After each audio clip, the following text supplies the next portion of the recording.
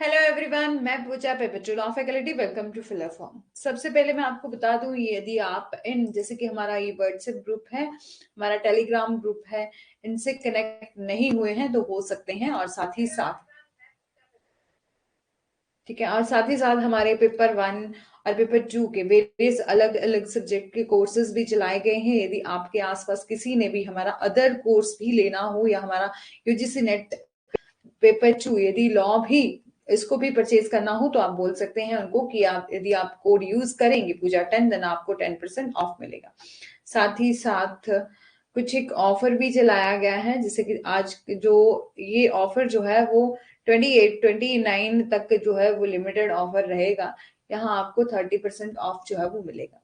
ठीक है, यहाँ पर ये प्राइजेस लिखे गए हैं एंड रेट पर आपको ये जो है अवेलेबल रहेगा कोर्स। ठीक है, और यदि आप हमारा ये कोर्स परचेज कर रहे हैं तो आपको मिलते हैं notes, PYQ with answer and 100+ mock test. ठीक है, देन आप कोड को यूज कर सकते हैं पूजा 10, जिससे आपको 10% ऑफ मिलेगा। एक मिनट, ऑडियो वीडियो के बारे में बता दीजिए।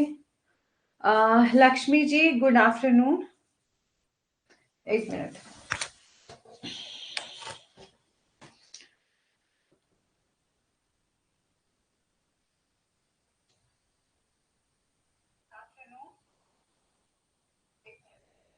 हाँ सही है, ठीक है, ओके लक्ष्मी जी, सही है तो ठीक है। और इससे पहले हमने पूरा ही कंप्लीट कर लिया इंटरनेशनल लॉ का, जो भी यूएनओ था, settlement of the international dispute था। ठीक है, डब्ल्यूटीओ था। और ये हमने कंप्लीट कर लिया। इसके रिगार्डिंग किसी को भी ऑडियो और वीडियो, ठीक है, ऑडियो और सॉरी, इसके रिगार्डिंग किसी को भी कोई डाउट होएगा तो बता दीजिएगा। ठीक है, हमने पूरा इंटरनेशनल लॉ जो है वो डिस्कस कर लिया है। जिसने भी नहीं देखा होगा हमारी रिकॉर्डेड वीडियो में वो सब देख सकते हैं। आज का हमारा सेशन रहेगा इंटरनेशनल ह्यूमैनिटेरियन लॉ।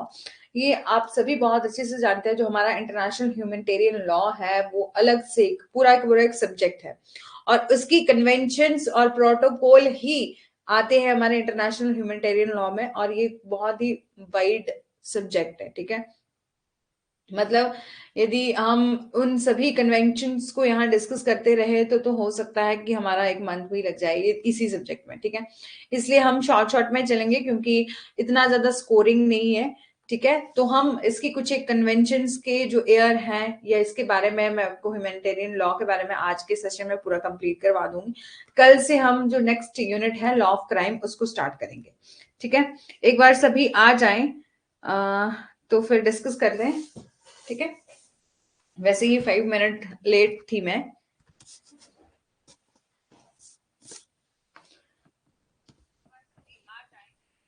ठीक है, डिस्कस करते हैं इंटरनेशनल ह्यूमैनिटेरियन लॉ होता क्या है। जैसे हम लॉ ऑफ वॉर भी कहते हैं, या युद्ध के समय जो कानून होता है उसे भी वो भी हम कहते हैं। ठीक है, इंटरनेशनल ह्यूमैनिटेरियन लॉ क्या है? Is a compilation of the rule. बोला है एक रूल्स का, मतलब कि कानून का, उन नियमों का क्या है? संकलन है। ठीक है, जिसका उद्देश्य क्या है? सशस्त्र संघर्ष के मानवीय परिणामों को कम करना है। जिसका एम क्या है? मिटिगेट करना है ह्यूमैनिटेरियन कंसिक्वेंसेस को आर्म्ड कन्फ्लिक्ट में।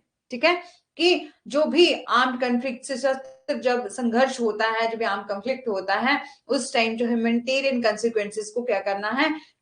मिटिगेट करना है। ठीक है, ये उसका एम है। और इट प्रोटेक्ट करता है those who are not. Lakshmi ji, आपने जो प्रीवियस आपकी जो क्लासेस थी वो शायद अटेंड नहीं करी होगी, तो आप रिकॉर्डेड देख लीजिएगा। ठीक है, गुड आफ्टरनून रश्मि जी।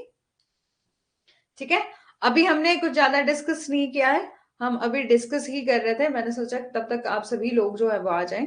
ठीक है, जो भी डेली के अटेंड करते हैं, जैसे कि गुड़िया है, रश्मि है, पूनम है, ये डेली अटेंड करते हैं। लक्ष्मी जी भी आ जाते हैं, लेकिन उनका टाइम जो है वो सही से नहीं बैठ रहा है। एक्चुअली प्रॉब्लम आपकी भी नहीं है, हमारी भी नहीं है, मेन तो ये है कि सभी लोगों को लेकर चलना होता है। और फिर यदि मैंने टाइम चेंज करने की भी बात करी थी तो फिर मुश्किल हो गया था, क्योंकि सर ने बोला कि एक बार जो टाइम फिक्स हो गया है, हाँ यदि कभी ऐसा होता है कि कभी आप क्लास नहीं ले पाते, जैसे कि लास्ट डे में हुआ था कि हमारे मेरे यहाँ लाइट नहीं थी, तो मैंने क्लास को का टाइम जो है वो चेंज किया था। अदरवाइज जो है वो ये फिक्स टाइम है। ठीक है, ठीक है, ओके। हम डिस्कस करने जा रहे हैं इंटरनेशनल ह्यूमैनिटेरियन लॉ। तो इंटरनेशनल ह्यूमैनिटेरियन लॉ है क्या?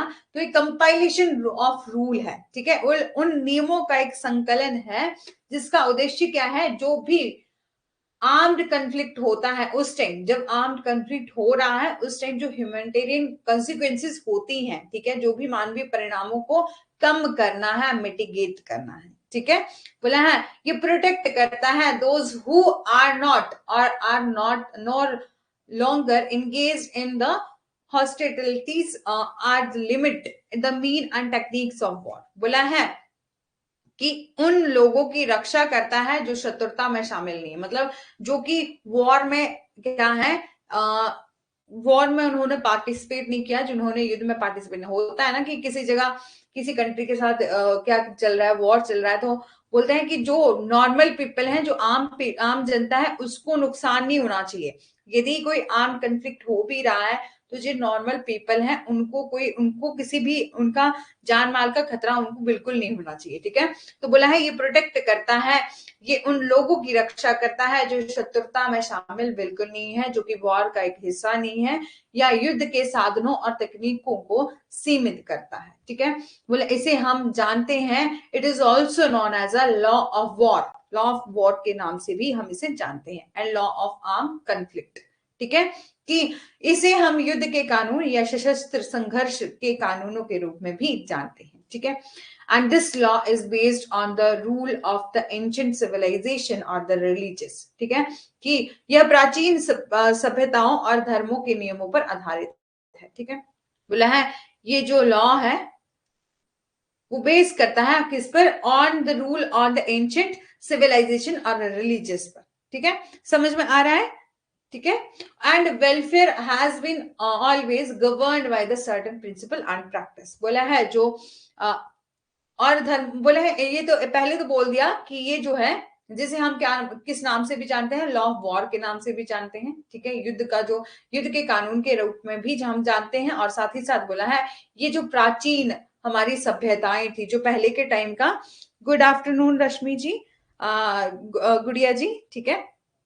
तो बोला है कि जो पुराने टाइम में जो हमारी एंशिएंट सिविलाइजेशन थी, प्राचीन सभ्यता है और रिलीजियस है, और हमारा जो वेलफेयर के नियम थे, इन पर जो है ये आधारित है, ठीक है। और युद्ध हमेशा कुछ सिद्धांतों और प्रथाओं द्वारा शासित किया जाता है। जब भी युद्ध जो है वो स्टार्ट होता है, वॉर स्टार्ट होता है, तो उसके अलग अलग कुछ नियम होते हैं, ठीक है।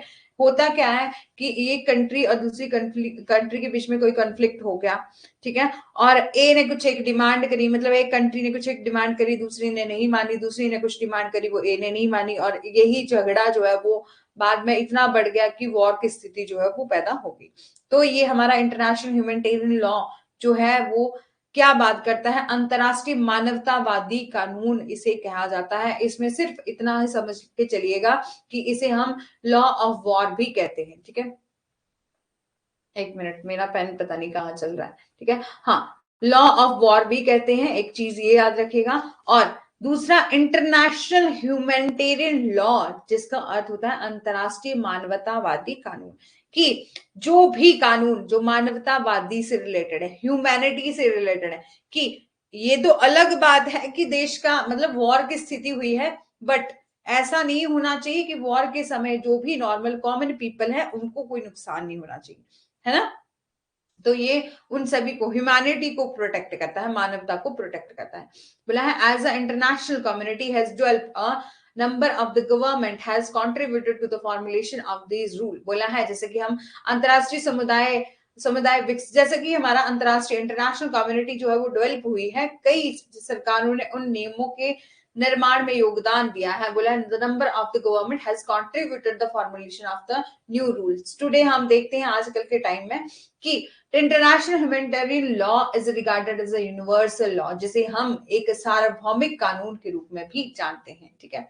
और it only extend to the armed welfare, ठीक है, आर्म्ड वारफेयर। बोला है कि ये केवल सशस्त्र युद्ध तक ही फैला हुआ है, ठीक है, कि इतनी बात की। बोला कि पहले तो बोल दिया कि इंटरनेशनल जो हमारा ह्यूमैनिटेरियन लॉ है ये डेवलप हुआ है, इंटरनेशनल कम्युनिटी के द्वारा जो है ये विकसित हुआ है। कई बार ऐसा होता है कि बोला जैसे जैसे हमारी गवर्नमेंट जो है वो चेंज हुई है या गवर्नमेंट में कंट्रीब्यूशन हुआ है, मतलब गवर्नमेंट ने कंट्रीब्यूट किया है इसको बनाने में, ठीक है। और आजकल के टाइम में हम देखते हैं कि international law, international humanitarian law जो है, इसे हम ऐसा मानते हैं यूनिवर्सल लॉ, मतलब सभी सार्वभौमिक कानून के रूप में हम इसे जानते हैं।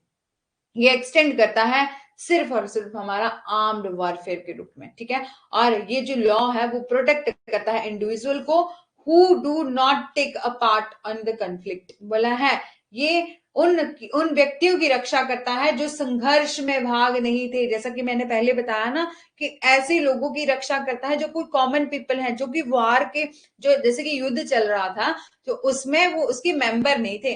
मतलब जैसे आज हो जाए कि मतलब इंडिया या अदर कंट्री की जो है वो लड़ाई हो जाए और हमारे जो आर्म्ड फोर्सेस हैं, जो हमारी डिफेंस फोर्सेस हैं, वो क्या करें, उनसे फाइट करें, ठीक है।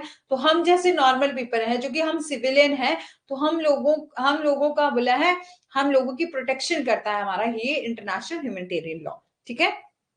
तो बोला है कि ये प्रोटेक्ट करता है इंडिविजुअल को who do not take part in the conflict, जो कि हमारे कंफ्लिक्ट में पार्ट नहीं थे, and such as a civilian और सिविलियंस एंड द मेडिकल और रिलीजियस मिलिट्री पर्सनल। बोला है कि जैसे कि हमारे नागरिक, चिकित्सा और धार्मिक सैन्य कर्मी आदि, ठीक है। International humanitarian law has established करता है variety of the easily identifiable symbols that may be used in a designated protect individual and places an id, ठीक है।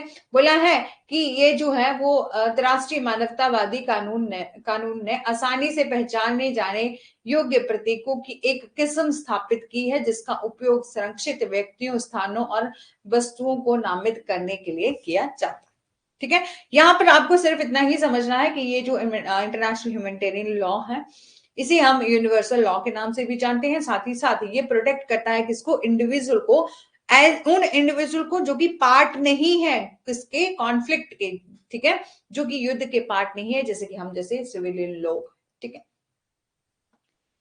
फिर बोला है इट जो बोला है the emblems are the red cross and red, बोला है जो प्रतीक हमारे लॉल जो रेड क्रॉस है और रेड हमारा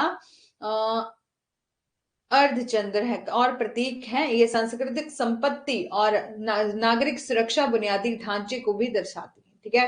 बोला है कि the emblems of the red cross और the red crescents and the symbol जो कि इंडिकेट करते हैं किसको, कल्चर प्रॉपर्टी को और द सिविल डिफेंस इंफ्रास्ट्रक्चर को, ठीक है। और the employment of the various weapons include करते हैं जो कि एक्सप्लोसिव बुलेट और केमिकल और बायोलॉजिकल वेपन और हमारा बाइंडिंग लेजर वेपन और एंटी पर्सनल माइंस और is prohibited under the legislation. जैसे कि बोला है, जैसे कि होता है ना कि विस्फोटक गोलियां या हमारे रासायनिक की, ऐसा नहीं होना चाहिए कि यदि आप जानते हैं कि दूसरी, यदि आप एक कंट्री से दूसरी कंट्री के साथ जो है वो वॉर चला हुआ, ठीक है, तो ऐसा नहीं होना चाहिए। ये पूरी एक पूरी नदी जा रही है, ठीक है, ये पूरी एक नदी जा रही है, तो कि दूसरी कंट्री जो हम जिससे हमारी लड़ाई चली हुई है उस कंट्री के लोग इस नदी से पानी पीते हैं, तो यहाँ पर कोई रासायनिक जो है या तो आप क्या कर दो, क्या मतलब ऐसी कोई दवा मिला दो जिससे सभी कंट्री के लोग जो है वो मर जाएं, ठीक है। तो इस बात से ये प्रोटेक्शन देता है कि जिससे क्या हो, जो नॉर्मल पीपल है, कॉमन पीपल है, उनकी जो है रक्षा की जा सके, ठीक है। बोला है एम्प्लॉयमेंट ऑफ वेरियस वेपन, जैसे कि हम विस्फोटक गोलियां होगी, रासायनिक और हमारे बुलेट हो गए, केमिकल बायोलॉजिकल वेपन्स हो गए और जो भी हथियार हो गए, वेपन्स लेजर जिसे बोलते हैं, और हमारा एंटी पर्सनल माइंस हो गई, इन सभी खानों सहित विभिन्न हथियारों का रोजगार जो है कानून के निहित जो है वो प्रोहिबिट किया गया है, ठीक है। यहां तक समझ में आ गया है, तो नेक्स्ट चलते हैं इंटरनेशनल ह्यूमैनिटेरियन लॉ के बारे में जानते हैं। ये हमने इंट्रोडक्शन देख ली है। इंटरनेशनल ह्यूमैनिटेरियन लॉ क्या है, एक पार्ट है इंटरनेशनल लॉ का।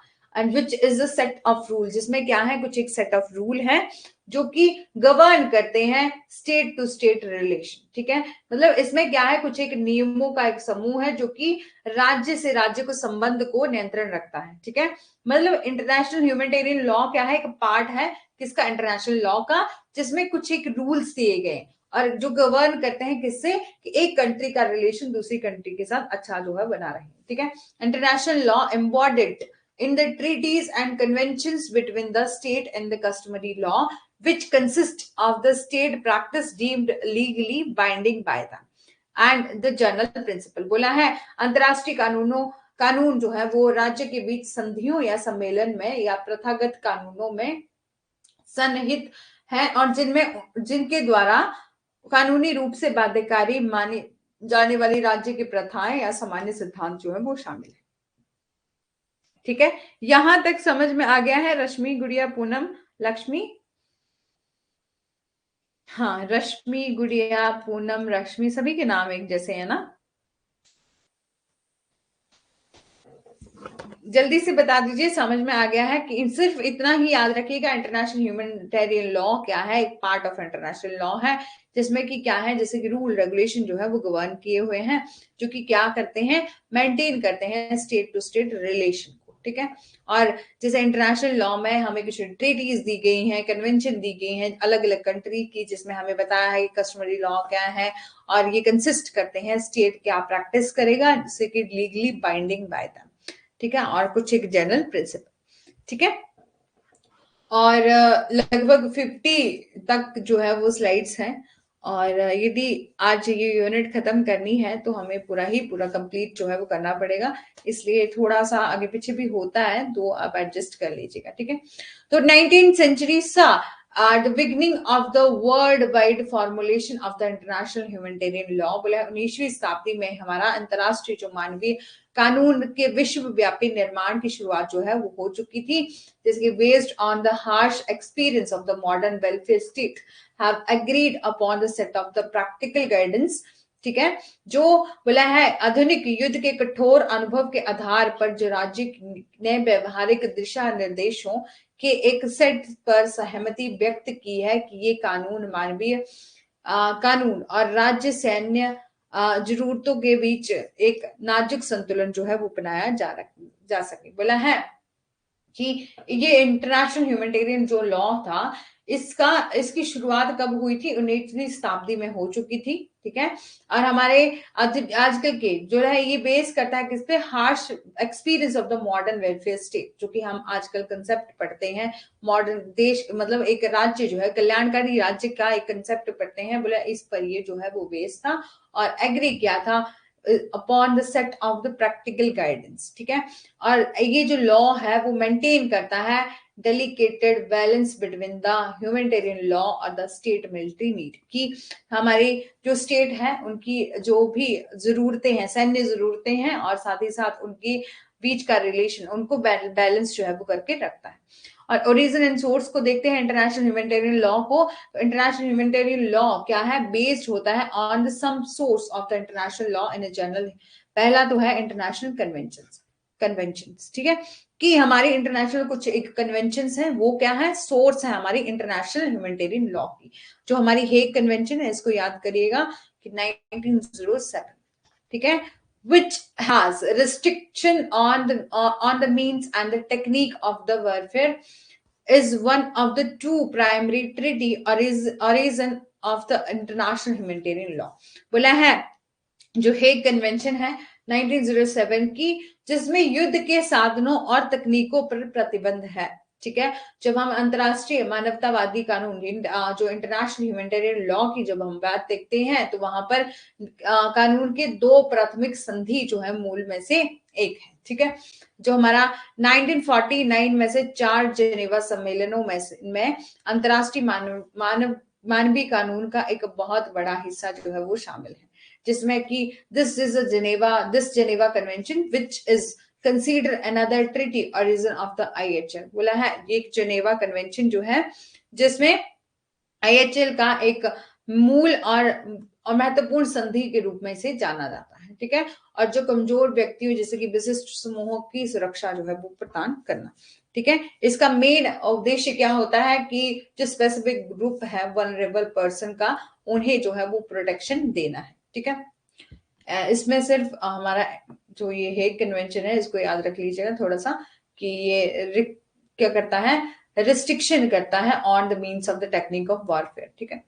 बोला है ये इस कन्वेंशन में ये भी बोला है इंटरनेशनल कन्वेंशन में कि ये प्रोटेक्ट करती हैं किसको, इंडिविजुअल को who has stopped participating such as injured is a ship workers and ill warriors and prisoner of war, ठीक है। Almost every country on the earth has decided to the bound by them, ठीक है। बोला है ये उन व्यक्तियों की भी रक्षा करती है जिन्होंने भाग लेना जो है वो बंद कर दिया है, जैसे कि घायल व्यक्ति, मतलब ये जो इंटरनेशनल ह्यूमैनिटेरियन लॉ ये कहता है कि एक तो आप क्या करोगे, उन लोगों को प्रोटेक्शन दोगे जो कि क्या है, कॉमन पीपल है, जो कि युद्ध का हिस्सा नहीं है।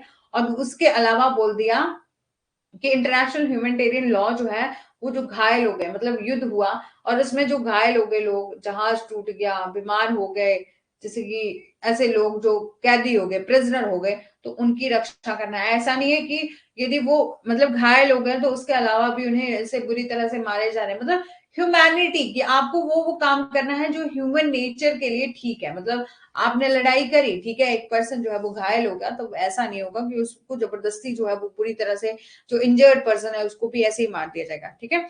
तो बोला है ये जो इन सभी लोगों की जो है वो प्रोटेक्शन करता है, उन व्यक्तियों की रक्षा करता है जिन्होंने की स्टॉप कर दिया है पार्टिसिपेट करना, सच जैसे इंजर्ड पर्सन है, जैसे घायल हो गए हैं, जैसे कि आपका जहाज टूट गया, बीमार हो गए, या युद्ध में कैदी हो गए, प्रिजनर ऑफ वॉर हो गए। Almost every country on earth has decided to be the bound by them, बोला है कि पृथ्वी पर लगभग हर देश ने इसे बंधे रहने का फैसला किया है, कि इंडिया में मतलब हमारी पूरे अर्थ में जितनी भी कंट्रीज हैं सभी ने क्या किया है, इस कन्वेंशन से मतलब इस लॉ से जो है वो बाउंड, अपने आप को बाउंड रहने में क्या है फैसला किया है, ठीक है। इस कन्वेंशन को फॉर्म किया गया था, गठन किया गया था भविष्य के संघर्षों को दो विश्व युद्धों के समान जो है मानव पीड़ा के स्तर से बचने के लिए किया गया था, ठीक है। The convention was former to avoid future conflict, की जिससे क्या हो, फ्यूचर का जो कॉन्फ्लिक्ट है, मतलब उस फ्यूचर में भविष्य में जो भी खतरे होने वाले हैं या कॉन्फ्लिक्ट होने वाले हैं उसको अवॉइड करना है, मतलब खत्म करना है। और from the having the some level of the human suffering as a world to world war, ठीक है। कि और जो हमारे दूसरा जो हमारा विश्व युद्ध था के समान जो मानव पीड़ा के स्तर से बचने के लिए किया गया था, ठीक है। अब मेरे को जल्दी से बता दीजिए यहां तक समझ में आ रहा है। ये है कि सब्जेक्ट जो आप कोई टॉपिक नया है, किसी ने भी जैसे कि किसी ने ये सब्जेक्ट जो है अपने लॉ स्कूल में पढ़ा होगा, किसी ने नहीं पढ़ा होगा, ठीक है। तो हो सकता है आपको थोड़ा सा समझने में थोड़ा मुश्किल हो, ठीक है, बट बिल्कुल भी परेशान नहीं होएगा, ठीक है। जल्दी से बता दीजिए यहां तक समझ में आ गया, तो नेक्स्ट चलते हैं। बोला है the conventions have the expanded and extended by the two further treaties, जो है इस कन्वेंशन बोला है सम्मेलनों को दो और संधियों द्वारा विस्तारित और विस्तृत जो है वो किया गया है। पहले तो क्या है, एडिशनल प्रोटोकॉल ऑफ द 1977, जो हमारा बोला है दो संधियों, जैसे कि हमारा सशस्त्र संघर्षों में पीड़ितों की सुरक्षा के लिए 1977 के अतिरिक्त प्रोटोकॉल, ठीक है। और हमारा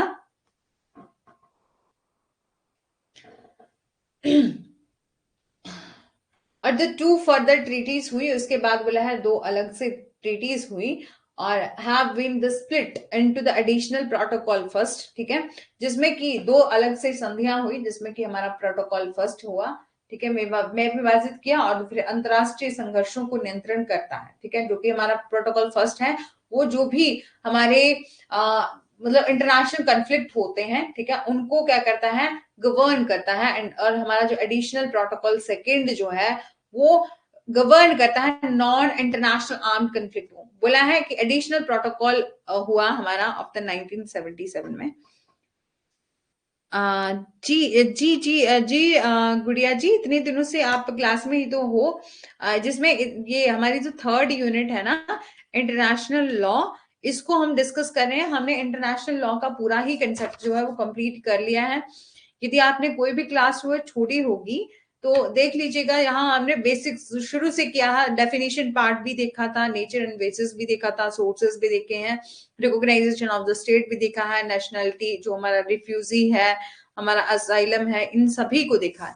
ठीक है, ये हमारा जो हमारा थर्ड यूनिट है ना, वहां हमने इंटरनेशनल लॉ को खत्म कर दिया है। और हमारा एक दो हमारे लास्ट के दो टॉपिक है ना, एक मिनट, जो हमारे लास्ट के दो टॉपिक है, एक तो हमारा इंटरनेशनल ह्यूमैनिटेरियन लॉ, ठीक है, जिसमें कन्वेंशन एंड प्रोटोकॉल है, ठीक है, कन्वेंशन एंड प्रोटोकॉल है, और दूसरा है इम्प्लीमेंटेशन ऑफ IHL और चैलेंजेस। ठीक है, तो हमारा जो सेकंड लास्ट के दो टॉपिक है उसको हम डिस्कस करेंगे। ठीक है, कन्वेंशंस का यदि आप कंसेप्ट देखोगे तो बहुत ज्यादा कन्वेंशंस है, इसलिए मैं आपको पूरा का पूरा जैसे कि बेसिक इंट्रोडक्शन दे दूंगी, कुछ एक कन्वेंशंस के बारे में भी बता दूंगी, बाकी इम्प्लीमेंटेशन ऑफ द IHL और इसके चैलेंजेस को भी हम डिस्कस करेंगे। लेकिन जो है वो बहुत डिटेल में एक एक कन्वेंशन को डिस्कस तो हम नहीं कर सकते ना, क्योंकि हमारे पास इतना टाइम भी नहीं है और वैसे भी इतना ज्यादा स्कोरिंग भी नहीं है, एक जिससे हम नेक्स्ट यूनिट कल से स्टार्ट करेंगे, यूनिट नंबर 4। ठीक है, ठीक है, किसी और को भी कोई कंफ्यूजन हुआ करें तो प्लीज बता दीजिए करें। ठीक है, कहीं भी किसी को कोई डाउट रहेगा तो बता दीजिएगा। ठीक है, फिर बोला कि आपको पहले समझ नहीं आ रहा था कि ये इंटरनेशनल लॉ का टॉपिक है कि किसका है। ठीक है, तो बोला है ये कन्वेंशन जो है वो इसको एक्सटेंड किया है फर्दर टू ट्रीटी में। पहला तो बोला है एडिशनल प्रोटोकॉल ऑफ द 1977, जिसमें बोला है कि ये प्रोटेक्ट करता है किसको, जो भी विक्टिम है किसके आर्म्ड कन्फ्लिक्ट के। ठीक है, जो भी विक्टिम आर्म्ड कन्फ्लिक्ट में पीड़ित हो गए हैं, मतलब विक्टिम हो गए हैं, उनकी सुरक्षा पे। ठीक है, तो हमारा इसके बाद हमारी 2 ट्रीटीज हैं। पहला तो हुआ है एडिशनल प्रोटोकॉल फर्स्ट, जो कि क्या करता है, गवर्न करता है इंटरनेशनल कन्फ्लिक्ट्स को, जो भी इंटरनेशनल कन्फ्लिक्ट हो गए हैं उनको गवर्न करता है।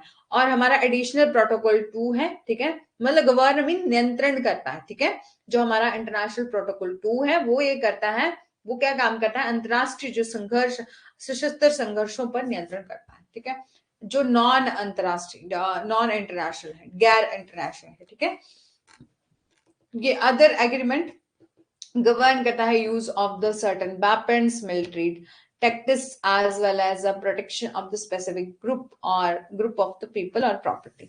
ठीक है, कि जो भी हमारे अन्य समझौते जैसे कि हथियारों और जैसे कि कुछ एक होता है ना कि वेपन से रिलेटेड, कि आप लोग गैर तरीके से आप हथियार नहीं रख सकते, और हमारी सैन्य की जो रणनीति है उसका प्रयोग करने के साथ साथ जो है लोगों की संपत्ति के विशिष्ट समूहों की सुरक्षा को भी करता, नियंत्रण करता है। ठीक है, यहां तक हो गया है, तो कुछ एक ट्रीटीज देख लेते हैं, इसको आपको एयर जो है वो आप याद रख लीजिएगा। ठीक है, the convention of the protection of the cultural property in the event of the armed conflict 1954। ठीक है, और जिसके as well as its 2 protocol है। ठीक है, बोला है जो हमारा सशस्त्र संघर्ष की घटना में संस्कृति संपत्ति के संरक्षण के लिए कन्वेंशन, जिसके की बोला है इसके साथ ही इसके 2 प्रोटोकॉल हैं, जैसे कि हमारा द बायोलॉजिकल वेपन एक अलग से ही कन्वेंशन है। ठीक है, ये कन्वेंशन के नाम है, आप इसको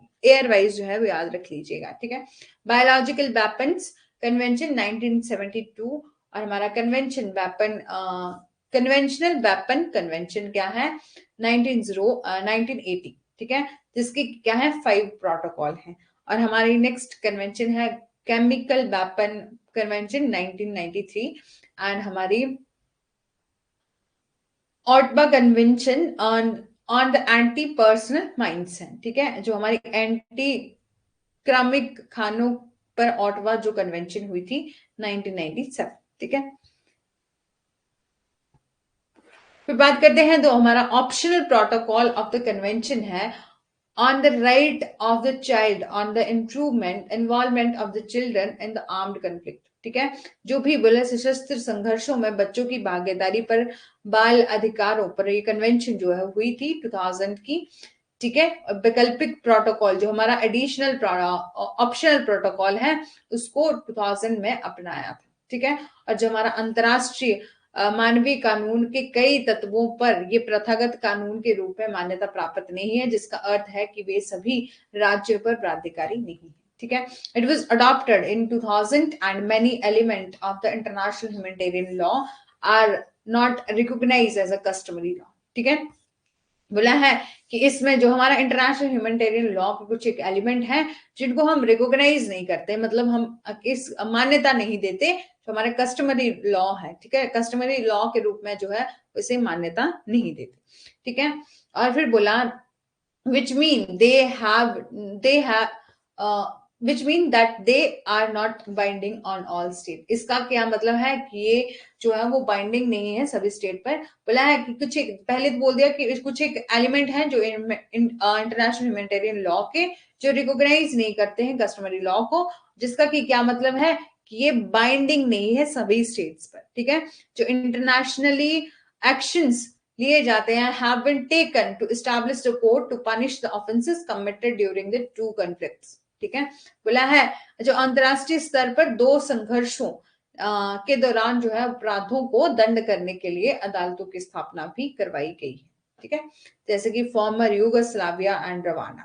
ठीक है, और हमारा जो यूगोस्लाव जो वॉर था, war was armed conflict of the independence but interconnected with the ethnic group conflict and interdependence war and the insurgencies conducted in the former Yugoslavia from the 1991 to 2000। ठीक है, and leading to the breakup of the Yugoslavia Federation of the 1992।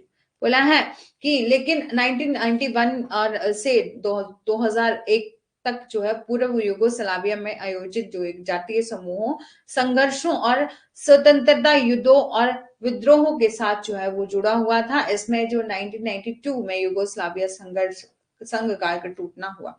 ठीक है, एक बार पढ़ लीजिएगा, अच्छे से समझ में आ जाएगा। थोड़ी याद रखने वाली चीज है, कहानी नहीं है। ठीक है, फिर बोला है there are the several reason, कुछ एक रीजन है जिसके दौरान जो है वो हमारा यूगोस्लाविया जो है वो ब्रेक अप हो गया, मतलब टूट गया। ठीक है, वेरी फ्रॉम द रिलीजियस और cultural divides among the ethnic groups to the world war second. ठीक है, बोला है ये जो जातीय समूहों के बीच जो धार्मिक और सांस्कृतिक विभाजन से लेकर एक द्वितीय विश्व युद्ध तक दोनों पक्षों के द्वारा दिए गए अत्याचारों से लेकर जो एक रेडियल जो हमारा राष्ट्रवादी ताकतों पर विभिन्न थे। बोला जो हमारा पूर्व युगोस्लाविया था, मतलब जो हमारा पहला जो युगोस्लाविया के लिए जो अंतरराष्ट्रीय आपराधिक न्यायाधिकरण जो है वो बनाया गया था, उसमें मई 1993 में उन व्यक्तियों को दंड करने के लिए स्थापित किया गया था जो कि इन दो महत्वपूर्ण स्थितियों में युद्ध और अपराधों, मानवता और के खिलाफ अपराधों और नरसंहार के लिए जिम्मेवार था। ठीक है, बोला है कि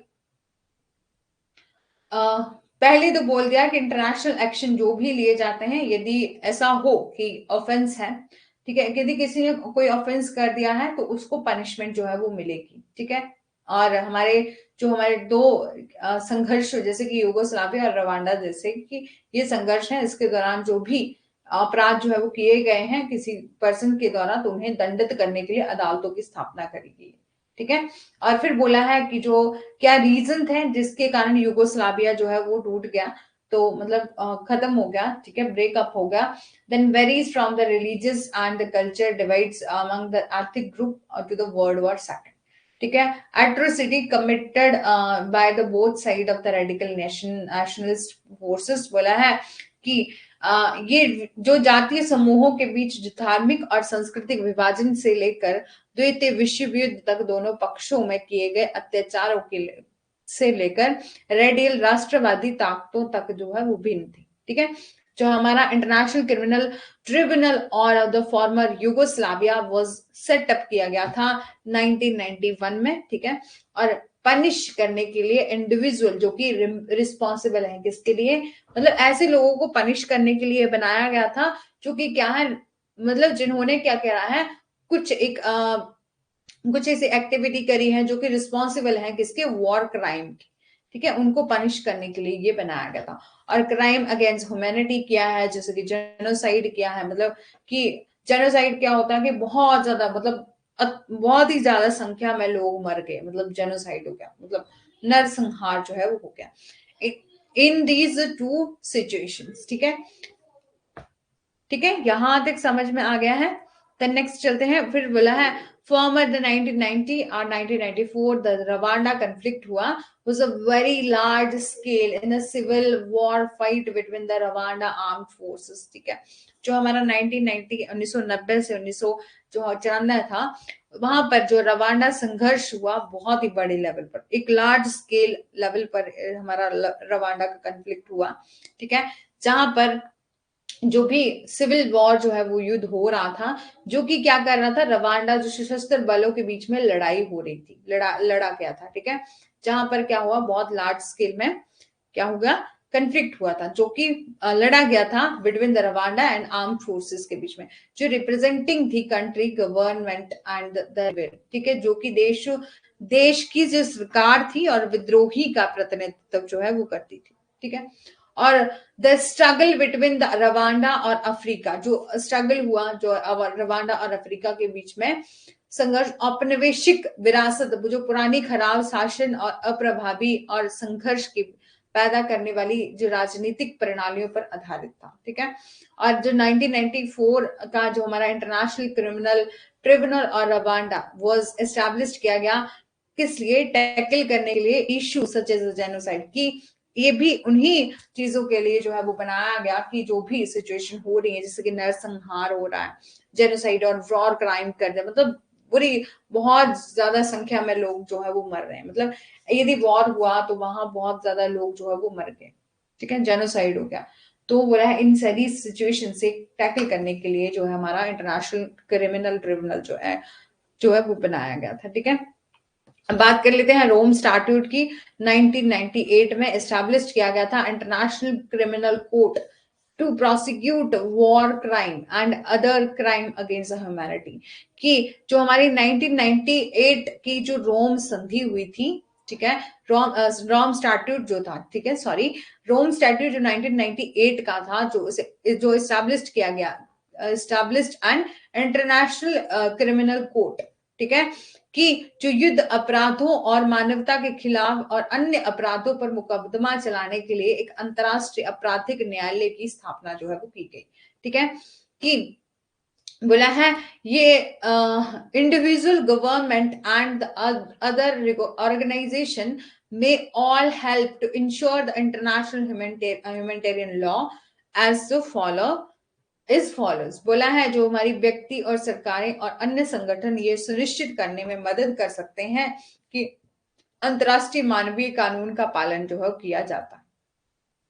ठीक है, और हमारा बोला है अंतर्राष्ट्रीय मानवीय कानून युद्ध के सभी साधनों और तरीकों को मना करता है। जो इंटरनेशनल ह्यूमैनिटेरियन लॉ जो है वो फॉरबिड करता है, मतलब सभी चीजों को मना ही करता है, जो कि मेथड है और मीन्स और मेथड ऑफ वॉरफेयर है। ठीक है, जो भी युद्ध की जो तरीके हैं और साधन हैं, इन सभी को मना करता है, जो कि क्या करते हैं, नागरिक आबादी, जो कि डिफरेंट डिस्टिंग्विश करते हैं between those fighting and those who are not such as a civilian। ठीक है, बोला है कि ये सभी उन लोगों को, मतलब अंतरराष्ट्रीय जो कानून है, ठीक है, अंतरराष्ट्रीय मानवीय कानून जो है वो इन सभी साधनों और तरीकों को मना करता है, जो कि नागरिक आबादी और व्यक्तिगत नागरिकों और नागरिक संपत्ति की रक्षा करने के लक्ष्य के साथ लड़ने वाले और नागरिकों के बीच अंतर करने में विफल रहते हैं। जैसे कि क्या हो जाए कि यदि सिविलियन के साथ भी लड़ाई शुरू हो जाए तो उनको अनावश्यक चोटें आ जाएंगी, अननेसेसरी इंजरी हो जाएगी और वो सफर करेंगे, सफरिंग एंड कॉजेज जो serve as a long term environmental damages. ठीक है, यहां तक जल्दी से बता दीजिए, समझ में आ रहा है, क्योंकि ऐसा है कि थोड़ा सा याद करने वाला है, ट्रिकी है, बट आप बता दीजिए जल्दी से कि समझ में आ रहा है या नहीं आ रहा है। ठीक है, बोला है there were a war crime trial as a Nuremberg और द टोक्यो। ठीक है, ये जो वॉर क्राइम है बोला है न्यूरमबर्ग और द टोक्यो में 1945 से लेकर 1948 तक जो है वो युद्ध अभ्यासों के मुकदमे जो है वो चले थे। ठीक है, और जो हमारा सेकेंड वर्ल्ड वॉर हुआ, ठीक है, जिसमें जो हमारा सेकेंड द्वितीय विश्व युद्ध हुआ के बाद जो विजयी सहयोगी देश जो थे उन्होंने युद्ध और अपराधों और अन्य अत्याचारों के लिए उच्च स्तरीय राजनीतिक अधिकारियों और सैन्य अधिकारियों को दंडित करने से पहले अंतर्राष्ट्रीय आपराधिक न्यायालय का गठन किया। जो हमारी after the World War II, the victorious Allied countries formed the first international criminal court to punish the high level of political officials and military authority of the war crime and the other atrocities. ठीक है, और जो हमारा French and or the Soviet Union and the United Kingdom and the United States established किया गया था international military tribunal and at the Nuremberg, ठीक है, जर्मनी में। बोला है जो हमारा सबसे पहले जो बोला पहले अंतरराष्ट्रीय आपराधिक न्यायालय का गठन किया फ्रांसीसी जो सोवियत संघ और यूनाइटेड किंगडम और संयुक्त राज्य अमेरिका में ने यूरोपीय धुरी के प्रमुख युद्ध अपराधियों पर मुकदमा चलाने वाले चलाने और दंडित करने के लिए एक न्यूनबर्ग जर्मनी में अंतरराष्ट्रीय सैन्य न्यायाधिकरण की जो है वो स्थापना करी।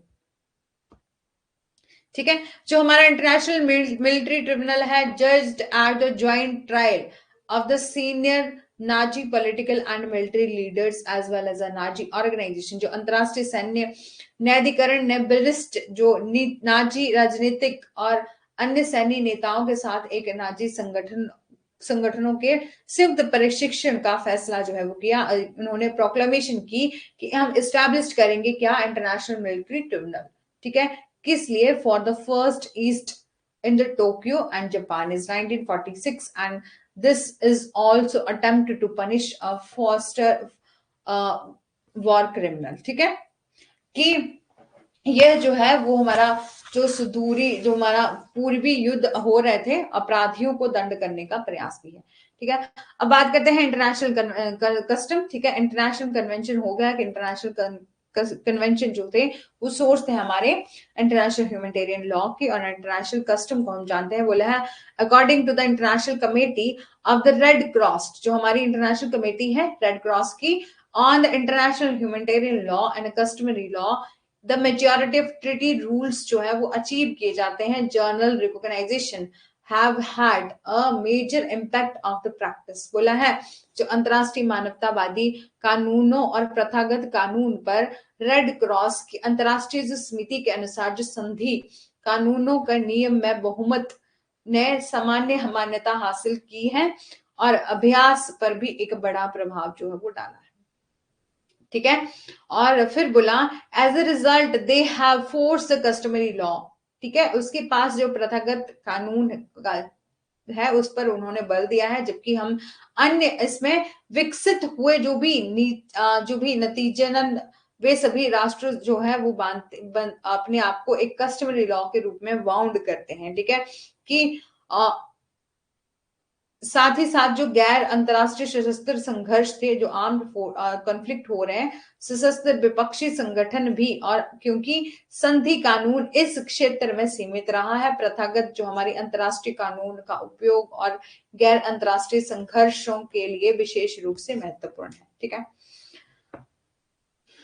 बोला है तो इंटरनेशनल कस्टम के बारे में according to the international committee of the red Cross international humanitarian of the customary and the customary law को मेजॉरिटी ऑफ ट्रीटीज में बोला है कि जो ये रूल है जिसे अचीव किया जा सकता है कि general recognition and had a major impact of the practice. As a result, they have the forces of the customary law, while other have involved, जो कि other have involved as a result है इसका कि ये सारे क्या है binding है, binding of the Nations regardlessness of the whether they have signed with as well as armed opposition organization और non हमारा international armed conflicts है। ठीक है, because of the law treaty law has been limited in the area and use of the customary international law is especially important है किस लिए non international armed conflicts के लिए। ठीक है, और जनरल प्रिंसिपल ऑफ लॉ जैसे कि a set of the jus cogens जिसको कंपेलिंग लॉ भी कहते हैं कि कॉगेंस, जो जस्ट कॉगेंस है मतलब रूल्स, ऐसे रूल है जो रिकॉग्नाइज होते हैं हमारे इंटरनेशनल ह्यूमैनिटेरियन लॉ से एंड फॉर्म होते हैं which no derogation is permitted, ठीक है। फॉर एग्जांपल के लिए हमारा prohibition of genocide and torture की जो हमारा टॉर्चर है, टॉर्चर और जेनोसाइड को प्रोहिबिट जो है वो किया, ठीक है। जनरल प्रिंसिपल ऑफ लॉ क्या है, कानून के सामान्य सिद्धांत क्या है, जो हमारा जस कॉगेंस है जिसमें सामूहिक कानून और नियमों का एक सेट है, जिसमें अंतरराष्ट्रीय मानवीय कानून को भी मान्यता प्राप्त है, जिसमें से किसी भी अपमान की अनुमति जो है वो नहीं की गई है।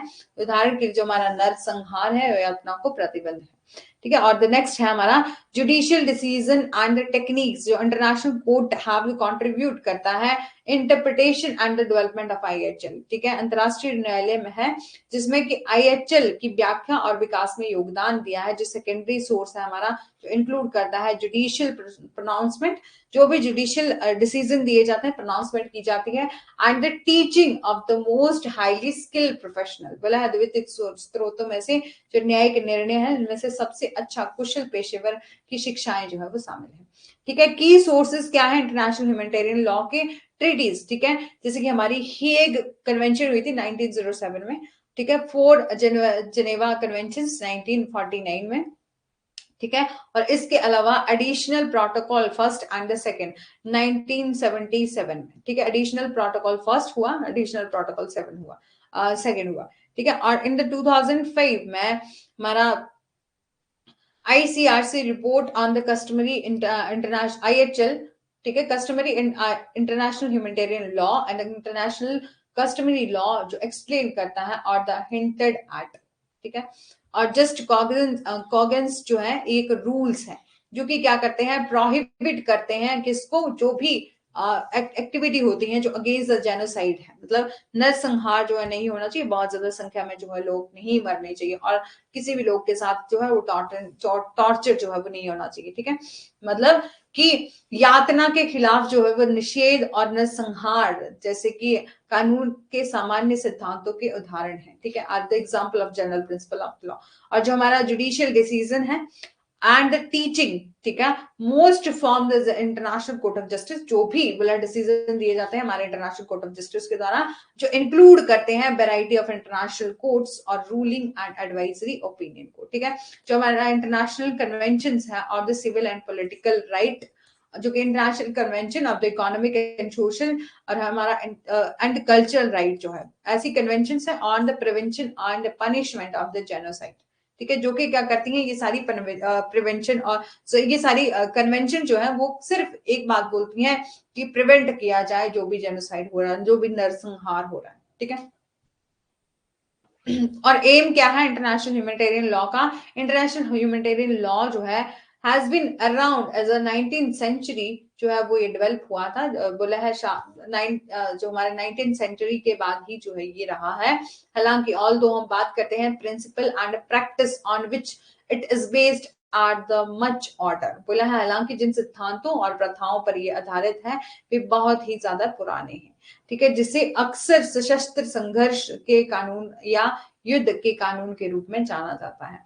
The rule is often known as a law of crime, sorry law, ये जो रूल है इसे जाना जाता है ऐसा लॉ जो कि आर्म्ड कन्फ्लिक्ट के लिए, जो भी युद्ध के समय जो कानून होता है उसके लिए बनाया गया है, एंड लॉ ऑफ वॉर के नाम से भी इसे जाना जाता है, जो कि हमने पहले भी डिस्कस किया, एंड वाज क्रिएटेड की find a balance between the humanitarian consideration and the minimization of the suffering, बोला है जिसे अक्सर जो हमारा सशस्त्र संघर्ष के कानून या युद्ध के कानून के रूप में भी जाना जाता है, जो मानवीय विचारों या पीड़ा को कम करने के बीच में संतुलन को खोजने के लिए बनाया गया है, ठीक है। मतलब जो भी आर्म्ड कॉन्फ्लिक्ट हो रहा है उसको क्या करना है, खत्म करना है, और इसे लॉ ऑफ वॉर भी हम कहते हैं, कि जो क्या करता है बैलेंस बनाए रखता है, ह्यूमैनिटेरियन मतलब ह्यूमैनिटी के साथ जो है बुरा नहीं होना चाहिए, ऐसा इसका मेन एम है, ठीक है।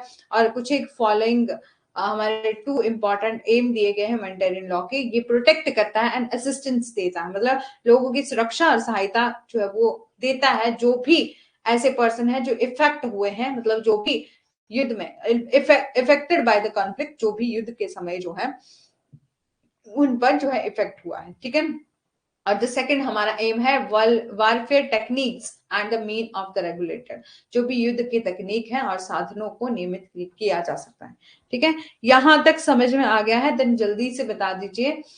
अब बात करते हैं when does the international humanitarian law, यदि ऐसा हुआ कि कहीं भी आपको कहीं भी दिक्कत आती है ह्यूमैनिटेरियन लॉ में, तो कंफ्यूज मतलब बिल्कुल परेशान नहीं होंगे, क्योंकि बहुत ही मुश्किल से एक एक मतलब या तो एक क्वेश्चन आएगा या तो दो क्वेश्चन आएंगे, बड़ी मुश्किल से होता है। ऐसा होता है कि कभी कभी एक भी नहीं आता, लेकिन कभी कभी कन्वेंशंस के एयर जो है वो पूछ भी लिए, तो मतलब ओवरव्यू आपको वही लेके चलना है कि कन्वेंशंस के एयर जो है वो थोड़े बहुत याद कर लीजिएगा, अदरवाइज इतना स्कोरिंग नहीं है ये सब्जेक्ट, ठीक है।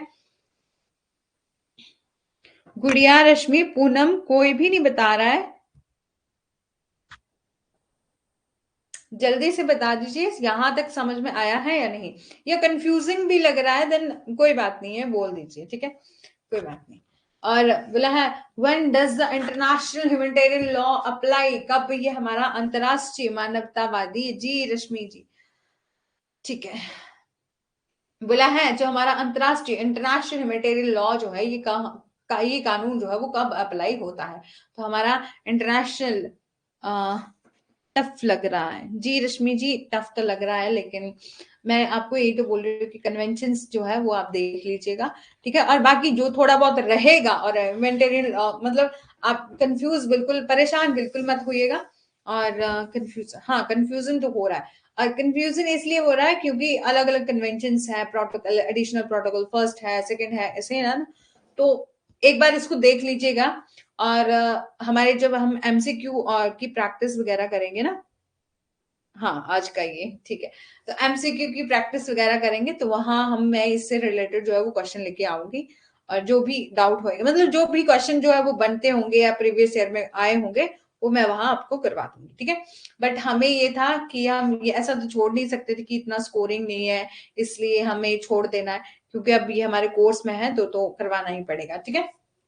कोई बात नहीं, अब समझते हैं। बोला है इंटरनेशनल ह्यूमैनिटेरियन लॉ, ठीक है, ओके रश्मि, ठीक है। जो इंटरनेशनल ह्यूमैनिटेरियन लॉ है ये अप्लाई होता है only to the military conflict, ठीक है, कि ये सिर्फ और सिर्फ हमारे मिलिट्री कंफ्लिक्ट पर अप्लाई होता है, and cover all parties engage in the armed conflict, ठीक है।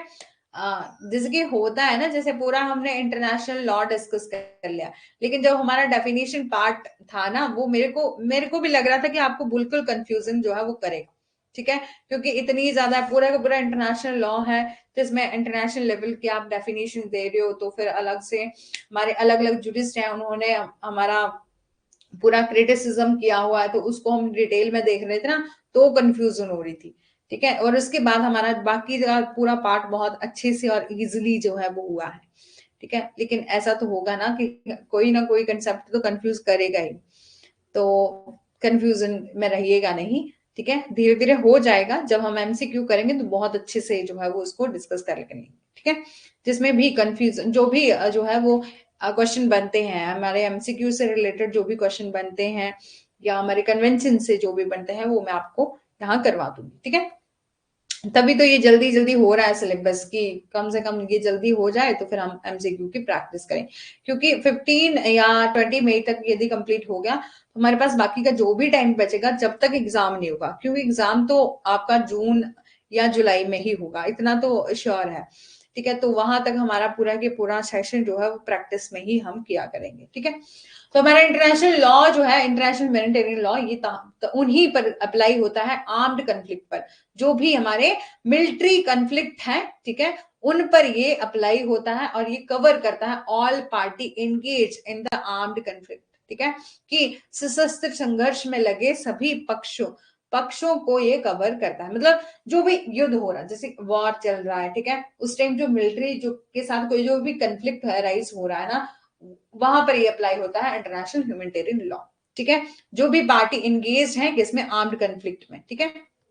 बोला है it distinguished between the international armed conflict and the non international armed conflict. ठीक है, ये क्या करता है, डिफरेंस जो है वो बताता है हमें अंतरराष्ट्रीय जो संघर्ष और गैर अंतरराष्ट्रीय संघर्षों के बीच में हमें अंतर बताता है। ठीक है, जिससे यह उत्तरार्थ स्थापित मानकों के काफी छोटे सेट के अधीन है। ठीक है, जिसमें बोला है it the later of which the subject to the significantly smaller set of to established standard। ठीक है, कि यहाँ पर सिर्फ इतना ही याद रखिएगा ह्यूमैनिटेरियन लॉ जो है वो कहां पर अप्लाई होता है, तो मिलिट्री कॉन्फ्लिक्ट पर, जो भी हमारा वॉर चलता है, जो भी मिलिट्री को जो भी प्रॉब्लम हो रही है, ठीक है, और जो सारी पार्टीज हैं जो आर्म्ड कन्फ्लिक्ट में इंगेज्ड हैं उनको उन पर जो है वो ये अप्लाई होता है humanitarian law.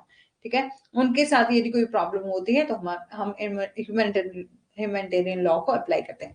Although official practice continues to uphold the difference and given other natures the today conflict, it has been criticized as arbitrary and unrealistic. बोला है यद्यपि हम आपराधिक अभ्यास इस नियंत्रण को बनाए रखना जारी रखता है, तो हमारे आजकल के जो संघर्षों की प्रकृति को देखते हुए इसे मानना और अवास्तविकता बताते हुए आलोचना जो है वो की है। ठीक है, और इन द हमारा international humanitarian law on the other hand has involve through the time to include international armed conflict और मोर कंप्रिहेंसिवली। बोला है जो दूसरी और अंतरराष्ट्रीय जो मानवीय कानून है उनके साथ जो अंतरराष्ट्रीय सशस्त्र संघर्षों को अधिक और व्यापक रूप में शामिल करने के लिए समय के साथ जो है वो विकसित हुआ है।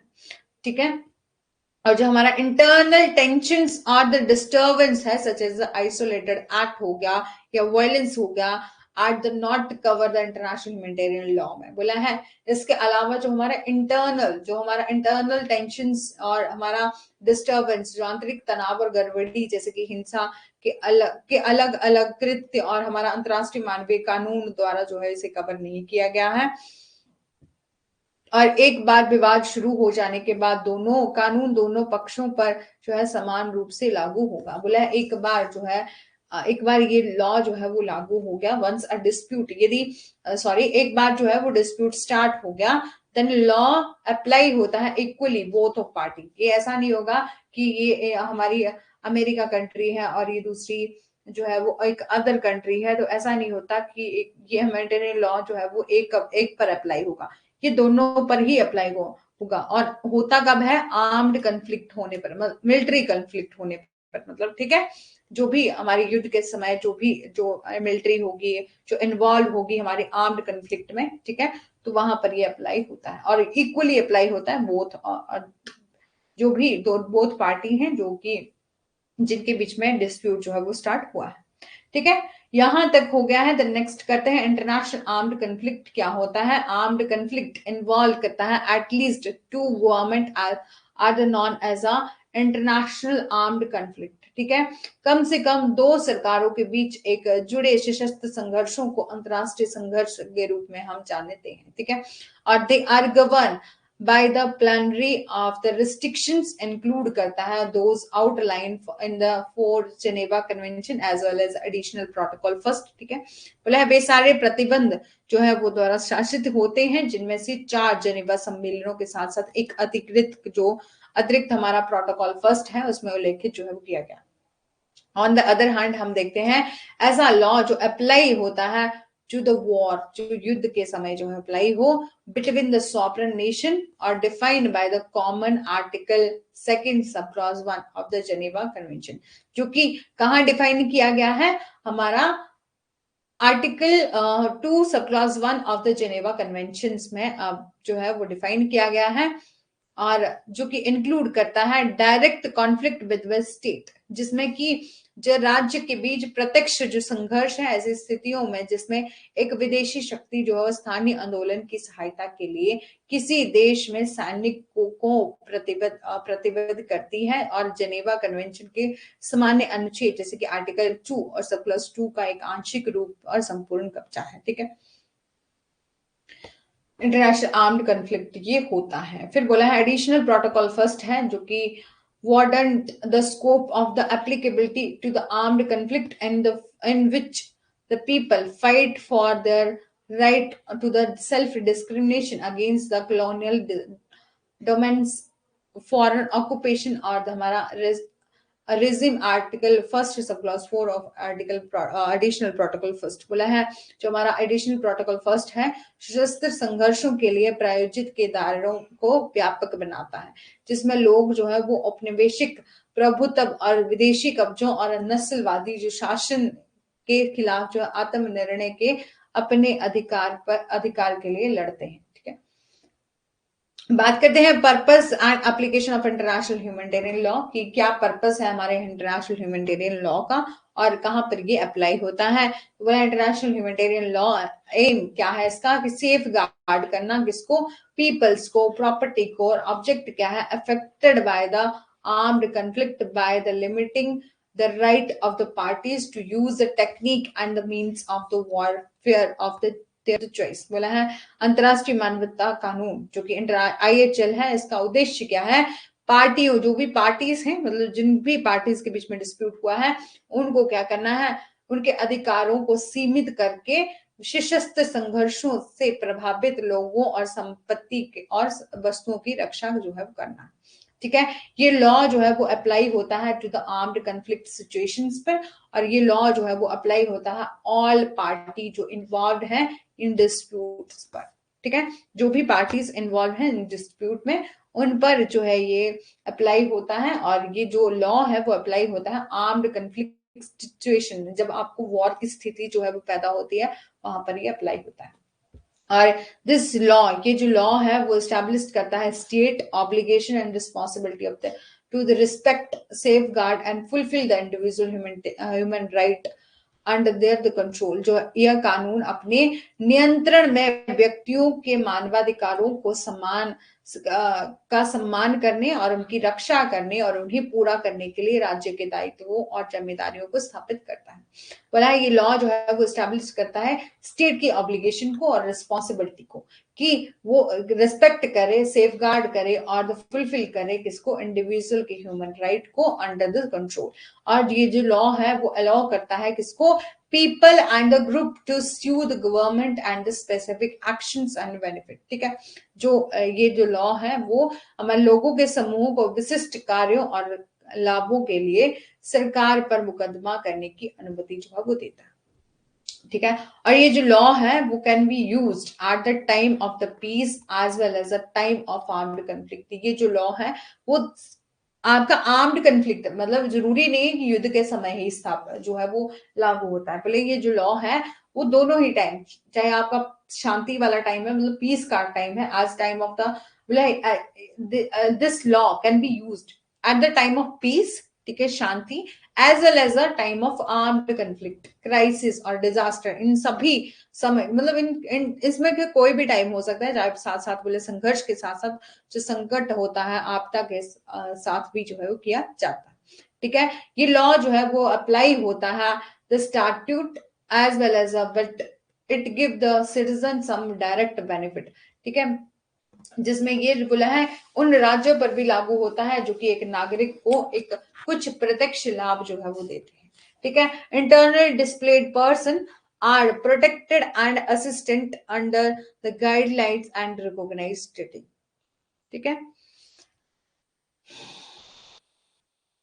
की प्रोविजन देखते हैं principle of the international humanitarian law के, तो बोला है under the principle of the distinction civilian and the civilian object and protect from the harm of the military activities. बोला है इसमें ये बोला है कि जो क्या कुछ की प्रोविजन है अंतरराष्ट्रीय मानवतावादी कानून के मुख्य प्रावधानों में से सिद्धांत और प्रावधान क्या क्या है, तो बोला है भेद के सिद्धांत के तहत मतलब हम डिस्टिंक्ट अलग तरीके से मतलब प्रिंसिपल ऑफ द डिस्टिंक्ट के अंडर जो है सिविलियन और द सिविलियन ऑब्जेक्ट को ये प्रोटेक्ट करता है from the harm of the military activities. ठीक है, जो कि नागरिकों और नागरिक वस्तुओं को सैन्य गतिविधियों के नुकसान से बचाया जा सकता है। ठीक है, जो ह्यूमैनिटेरियन लॉ है standard of the necessity and proportionality as well as establish. ठीक है, यहाँ पर आवश्यकता और अनुपातिकता के मानवीय मूल्यों, मानवीय कानून और अच्छी तरह से स्थापित है। ठीक है, और बोला है इंटरनेशनल लॉ जो है वो स्टैंडर्ड, इंटरनेशनल लॉ स्टैंडर्ड जो है वो जरूरी है, किस लिए? Proportionality as well as are well established, की ताकि जो मानवीय कानून के जो मानक हैं, ठीक है, उनको अच्छे तरीके से एस्टैब्लिश किया जा सके। और the opponent can only use a quantity and the type of the force necessary to defeat the enemies under the law, ठीक है, ताकि जो ओपोनेंट पार्टी है, जो दूसरी ऑपोजिट पार्टीज हैं, ठीक है, वो केवल इस कानून के तहत दुश्मनों को हराने के लिए आवश्यक बल की मात्रा और प्रकार का उपयोग जो है वो कर सकती है, ठीक है। जो सिविलियन है must be treated as a humanly at the all time, जो मानवीय उपचार की अवधारणा जो है, नागरिकों को हर समय मानवीय व्यवहार जो है वो, मतलब ऐसा नहीं है कि युद्ध चल रहा है तो आप किसी के साथ भी गलत व्यवहार कर दो। बोला है कि सिविलियन जो है मानवीय उपचार की अवधारणा जो है वो नागरिकों को हर समय मानवीय व्यवहार किया जाना चाहिए। मतलब ऐसा नहीं होना चाहिए कि चाहे आपका वॉर का सिचुएशन चल रहा है कि या आपका कोई और सिचुएशन जो है वो चल रहा है, ठीक है, मतलब जो सिविलियन सिस्टम, मतलब जो बिहेवियर है ना वो अच्छा होना चाहिए, ह्यूमन ट्रीटमेंट होना, कंसेप्ट ऑफ ह्यूमन ट्रीटमेंट जो है वो होना चाहिए, ठीक है, चाहे आपका वॉर चल रहा है या आप नॉर्मल लाइफ जी रहे हो। ऐसा नहीं है कि कोई भी आएगा और कोई भी आया और किसी ने क्या कर दिया, दूसरे पर्सन का मर्डर कर दिया, और वो भी बुरी तरह से मर्डर कर दिया, है ना, मतलब कि इतना बुरी तरह से टुकड़े टुकड़े कर दिए एक इंसान के, ठीक है, तो मतलब बहुत ही अमानवीय तरीके से जो है उसने क्या करा, गलत कर दिया। तो बोला है चाहे आप वॉर की सिचुएशन में है या अदर कहीं भी किसी भी सिचुएशन में है, जो मानवीय व्यवहार जो है वो किया जाना चाहिए, ठीक है।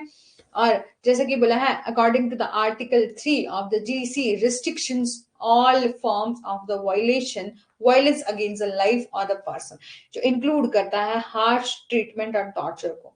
जो हमारा आर्टिकल 3 है जीवन और व्यक्ति के खिलाफ और जो हिंसा के सभी रूपों को प्रतिबंध करता है, जिसमें कठोर उपचार और यातना शामिल है। इंटरनेशनल ह्यूमैनिटेरियन लॉ जो है वो फाउंड होता है on the concept of the non discrimination, कि जो इंटरनेशनल ह्यूमैनिटेरियन लॉ जो है वो ये बात भी करता है कि किसी के साथ भी जो है वो नॉन डिस्क्रिमिनेशन जो है वो नहीं होगी। बोला है कि गैर भेदभाव की अवधारणा पर भी स्थापित है। एक्चुअली यही है ना कि ये इंटरनेशनल लैंग्वेज है, और इसमें जैसे कि एक नॉर्मल सी भी लाइफ लाइन जो है वो बनाई जा सकती थी ना, कि इंटरनेशनल ह्यूमैनिटेरियन लॉ जो है वो एक कंसेप्ट है किसका, कि किसी भी पर्सन के साथ क्या होगा, नॉन डिस्क्रिमिनेशन जो है वो नहीं होगा। लेकिन यहाँ पर पूरा उलझा कर के दिया है सब कुछ, ठीक है। और in the treatment of the prisoner of war civilian और डिस्क्रिमिनेशन बेस्ड, मतलब किसी भी पर्सन के साथ कुछ भी जो है वो भेदभाव नहीं होगा, इस आधार पर भी भेदभाव नहीं होगा कि वो युद्ध में कैदी हैं, नागरिकों को उपचार जो है वो नहीं दिया, जाति या राष्ट्रीयता या धार्मिक विश्वास या राजनीतिक राय के आधार पर जो है वो भेदभाव करने को इलीगल जो है माना गया है, ठीक है। यहां तक समझ में आ गया है। देन नेक्स्ट चलते हैं, women and children are given a special consideration respect and the protection, जो महिलाएं हैं और बच्चों को विशेष जो है वो ध्यान देना बहुत जरूरी है। और रेप और all form of the incident assault against a woman must be prohibited. चाहे बोला इंटरनेशनल ह्यूमैनिटेरियन लॉ की बात करते हैं कि जो वुमेन है और चिल्ड्रन है उनको स्पेशल जो है वो प्रोटेक्शन जो है वो दी जाए, ये उन्होंने कहा इंटरनेशनल ह्यूमैनिटेरियन लॉ में। और जो हमारा रेप हो गया या अदर कोई भी ऐसी एक्टिविटी होगी जो कि इनडिसेंट असॉल्ट करती है किसी वुमेन के साथ, उसको जो है वो प्रोहिबिट किया गया है, उसको भी इस कानून में भी मनाही जो है वो की गई है, ठीक है।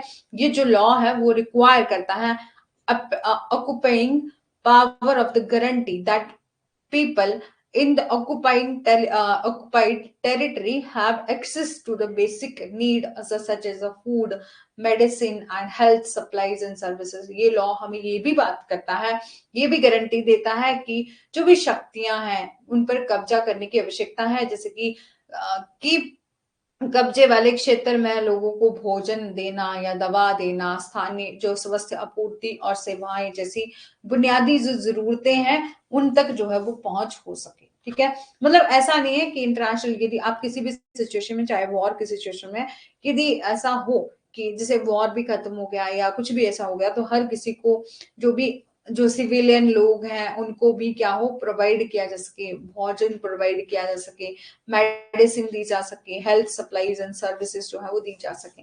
और international starving of the people as well as a mean of warfare is a prohibited under the law. ठीक है, कि जैसा कि जैसी बुनियादी जरूरतों तक जो है वो पहुंचा जा सके, युद्ध के साधन के रूप में लोगों को जानबूझकर भूखा रखना जो है वो गलत बात है। ठीक है, ऐसा ना कि जानबूझकर भूखा रख लेंगे या उनको पानी नहीं देंगे, उनको खाना पीने के लिए नहीं देंगे, ताकि ये लोग जो है वो ऐसे मर जाए। तो बोला ये सारी ही एक्टिविटी जो है वो मानवता के खिलाफ है। ठीक है, तो ये सारी ही चीजें जो है वो ऐसी, ये सारी ही चीजें देने की गारंटी करता है हमारा ह्यूमैनिटेरियन लॉ। ठीक है, और फिर बोला है कि लॉ जो है वो अलाउ करता है the state to treat the relief workers with the respect and provide them with the protection. बोला है ये राज्य सही, ये कानून जो है, कानून राज्य के राहत कर्मियों के साथ जो है समान व्यवहार करने और उन्हें सुरक्षा प्रदान करने की अनुमति जो है वो देता है। कि ये जो इंटरनेशनल ह्यूमैनिटेरियन लॉ जो है वो ये भी प्रोवाइड करता है कि हर किसी वर्कर के साथ जो भी काम कर रहे हैं या कोई भी लोग हैं, बोला है ऐसा नहीं कि वॉर की सिचुएशन में ही अप्लाई होता है। यदि आप शांति से अपने देश में अच्छा काम कर रहे हैं, ठीक है, और मतलब अच्छा चला हुआ सिस्टम, कोई लड़ाई झगड़ा नहीं हो रहा है, तब भी एक इंसान जो है वो दूसरे इंसान के साथ कोई ऐसी अमानवीय हरकत नहीं कर सकता। वो इंटरनेशनल ह्यूमैनिटेरियन लॉ, जैसे कि ह्यूमन राइट पे आता है ना कि आपको एक मानव होने के, ह्यूमन नेचर, ह्यूमन होने के नाते आपको कुछ राइट दिए गए हैं। आपको वो चीज बोला है कि चाहे आपको मानव होने के नाते क्या कुछ राइट दिए गए हैं, उनकी प्रोटेक्शन करता है हमारा ह्यूमैनिटेरियन लॉ। और ये ऐसे तो बोलते हैं कि स्पेशली ये लॉ ऑफ वॉर है, लेकिन अदरवाइज भी ये क्या करता है, इंटरनेशनल लेवल पर पूरा चेकआउट करता है कि किसी भी कंट्रीज में किसी के साथ कुछ गलत तो नहीं हो रहा। और ये प्रोहिबिट मतलब ऐसी एक्टिविटी को प्रोहिबिट करता है जो कि अमानवीय है, जो मानवता के खिलाफ है। ठीक है, यहाँ पर ये भी बोला है कि ये लॉ जो है वो क्या करता है, स्टेट को प्रोटेक्शन देता है कि सभी जो वर्कर हैं उनके साथ जो है वो अच्छे तरीके से रिस्पेक्ट के साथ जो और इक्वल बिहेव जो है वो हुआ जा सके। ठीक है, और ये जो लॉ है वो स्टैब्लिश करता है regulation for the gaining access. अब तो क्लास अच्छी लग रही है, मेरे को भी अच्छा कंसेप्ट समझ में आ रहा है, फिर क्यों क्लास छोड़ के जा रहे हैं? 3 स्टूडेंट रह गए अभी, तो पहले 5 थे। गुड़िया, रश्मि, पूनम, कौन कौन है क्लास में अभी तक? लक्ष्मी जी तो चले गए हैं मेरे को लग रहा है।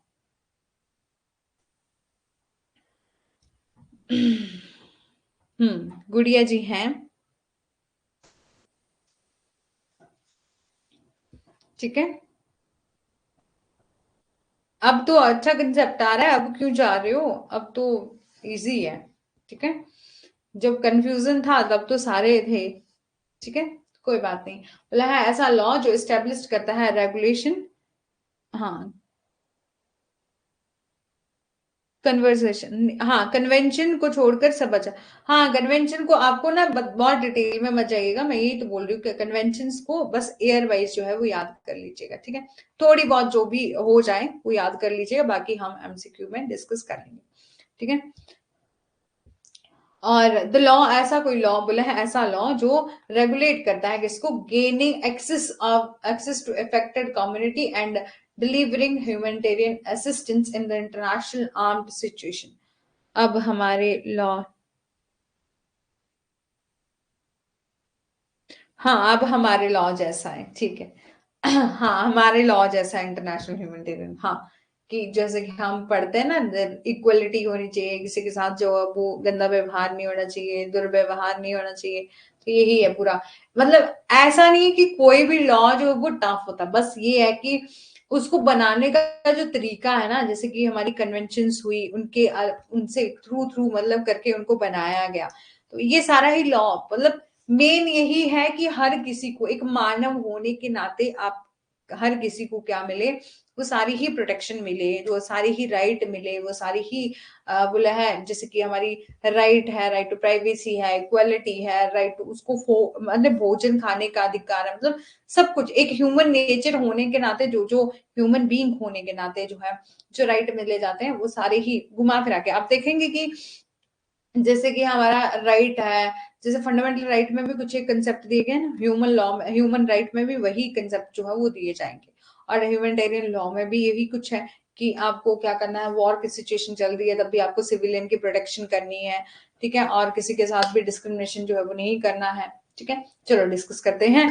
तो बोला है ऐसा लॉ जो बोला ह्यूमैनिटेरियन लॉ जो है वो स्टैब्लिश करता है regulation for the gaining access to the affected communities and delivering humanitarian assistance in the international armed situation, including the personal entrance, custom and clearance and the relief taxation। बोला है ये जो कानून है वो प्रभावित समुदायों तक पहुंच पर प्राप्त करने और अंतर्राष्ट्रीय सशस्त्र स्थितियों में मानवीय जो सहायता है उसको प्रदान करने के लिए नियम जो है वो स्थापित किए गए, ठीक है। मतलब ऐसे कुछ एक नियम जो है वो बनाए गए हैं जो कि क्या करें, आपके जो भी इंटरनेशनल आर्म सिचुएशंस हैं, including the personal entrance, custom and clearance and relief taxation है, इन सभी, जैसे कि हमारा कार्मिक प्रवेश और सीमा शुल्क निकासी और राहत कराधान जैसे शामिल है। ये कानून जो है वो कमजोर समूहों के लिए दिशा निर्देशक जो है वो स्थापित करता है। ये जो कानून है, ये लॉ है वो स्टैब्लिश करता है कुछ एक गाइडलाइन, ठीक है, जो कि वल्नरेबल ग्रुप को दी जाती हैं कि ताकि जो ऐसे लोग हैं जो कमजोर वर्ग रह गया सोसाइटी में, उसको कुछ एक गाइडलाइन दी जाती है कि जिससे क्या हो, non including the non discrimination and positive measure, जिस जो कि क्या करें, गैर भेदभाव और सकारात्मक उपाय जो इसमें शामिल है।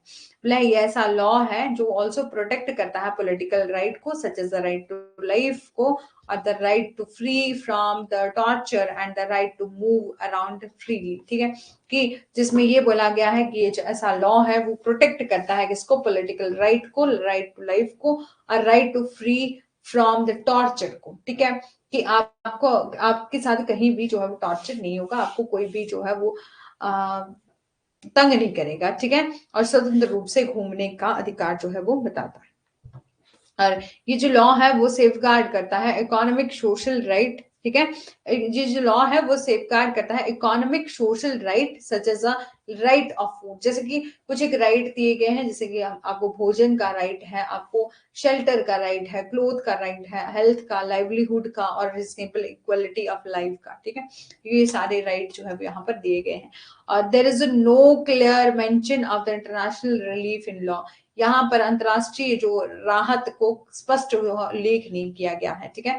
और जो लॉ है वो अलाउ करता है state to restrict some civil और political right in the event of the political emergency that pose a national security threat, such as a war or a certain right such as a right to life and are affected by the derogations। बोला है यह कानून जो है राज्यों को सार्वजनिक आपातकाल की स्थिति में कुछ नागरिकों और जो राजनीतिक अधिकारों को प्रतिबंध करने की अनुमति जो है वो देता है, जो युद्ध जैसे जो हमारे राष्ट्रीय सुरक्षा के लिए खतरा पैदा कर रहे हैं कुछ एक अधिकार, जैसे कि आपको जीवन जीने का अधिकार और अपमान से अप्रभावित होने का जो है, मतलब आप अफेक्टेड हो यदि आपके साथ कहीं भी डेरोगेशन हुआ या राइट टू लाइफ है, तो ये सब जो राइट जो है वो यहाँ हमारे इंटरनेशनल ह्यूमैनिटेरियन लॉ में भी हमें दिए गए, ठीक है। अब बात कर लेते हैं implementation of the humanitarian law के क्या कुछ चैलेंजेस हैं और हमारे क्या कुछ हमारे अप्रोचेस हैं, न्यू अप्रोचेस हैं। तो बोला है इंटरनेशनल ह्यूमैनिटेरियन लॉ जो है, बोला the international the humanitarian organization will therefore have to go on the dealing with the conflict of the great diversity and complexity।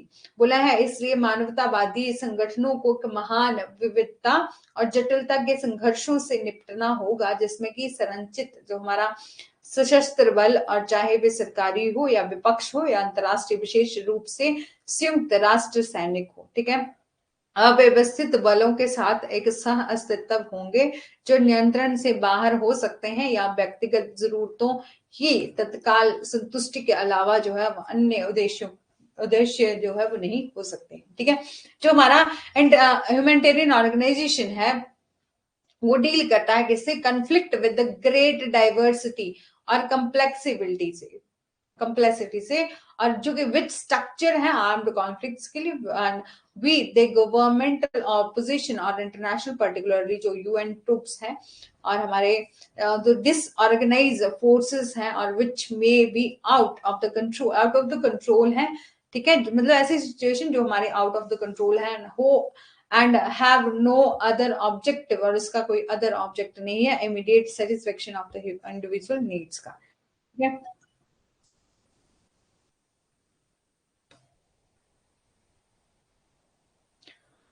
Namrata, hello ma'am, I am student.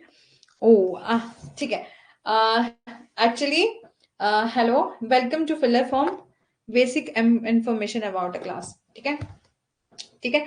आप new student हो, इसलिए मैं आपको कहूंगी कि इंटरनेशनल लॉ जो हमारी third unit है ना, इंटरनेशनल लॉ, वो हमने स्टार्ट कर दी है। आज का टॉपिक क्या है? इंटरनेशनल ह्यूमैनिटेरियन लॉ, ठीक है। ये टॉपिक है, आप पता क्या करिएगा, बेसिक्स जितनी भी हमारी पूरी प्लेलिस्ट बनी हुई है, जैसे कि हमने जूरिस्प्रूडेंस को बहुत डिटेल में डिस्कस किया था, ठीक है, वो सारी देख लीजिएगा। हमारे कॉन्स्टिट्यूशन को भी जो है वो हमने कॉन्स्टिट्यूशन और एडमिनिस्ट्रेटिव लॉ को भी बहुत डिटेल में डिस्कस किया, उसको देख लीजिएगा। हमारा पब्लिक इंटरनेशनल लॉ में भी हमने सारे के सारे टॉपिक कंप्लीट कर लिए। हमारा ह्यूमैनिटेरियन लॉ, जिसे कि हम कहते हैं लॉ ऑफ वॉर के भी नाम से हम जानते हैं, ह्यूमैनिटेरियन जो लॉ है वो ऐसा लॉ है जो एप्लीकेबल होता है कब? जब हमारा आर्म्ड कंफ्लिक्ट हो रहा होता है, मतलब जब हमारी आर्म्ड, जैसे कि हमारी युद्ध की स्थिति हो रही है, वो क्या करता है? प्रोटेक्ट करता है किसको? सिविलियन को, ठीक है। तो मैं यही कहूंगी आपसे कि आप न्यू स्टूडेंट हैं, आप तो मतलब शुरू से सारी ही की सारी क्लासेस को देख लीजिएगा ना।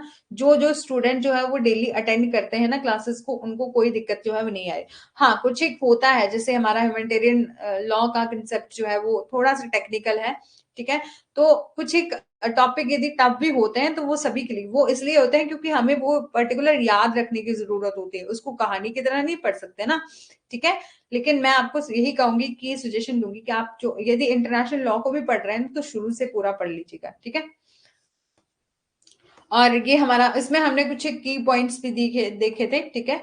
अब जो है वो दोबारा दोबारा चलो, एक बार जब हमारा पूरा सेशन कंप्लीट हो जाएगा तो मैं ओवरव्यू दे दूंगी, ठीक है।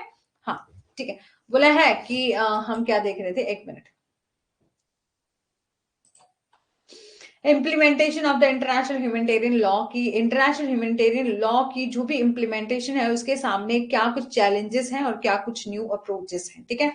तो हमारा, और डेली की डेली क्लासेस जो है वो आपने फर्स्ट क्लास अटेंड कर रहे हो आज, हमारी 1:30 PM पर होती है ना।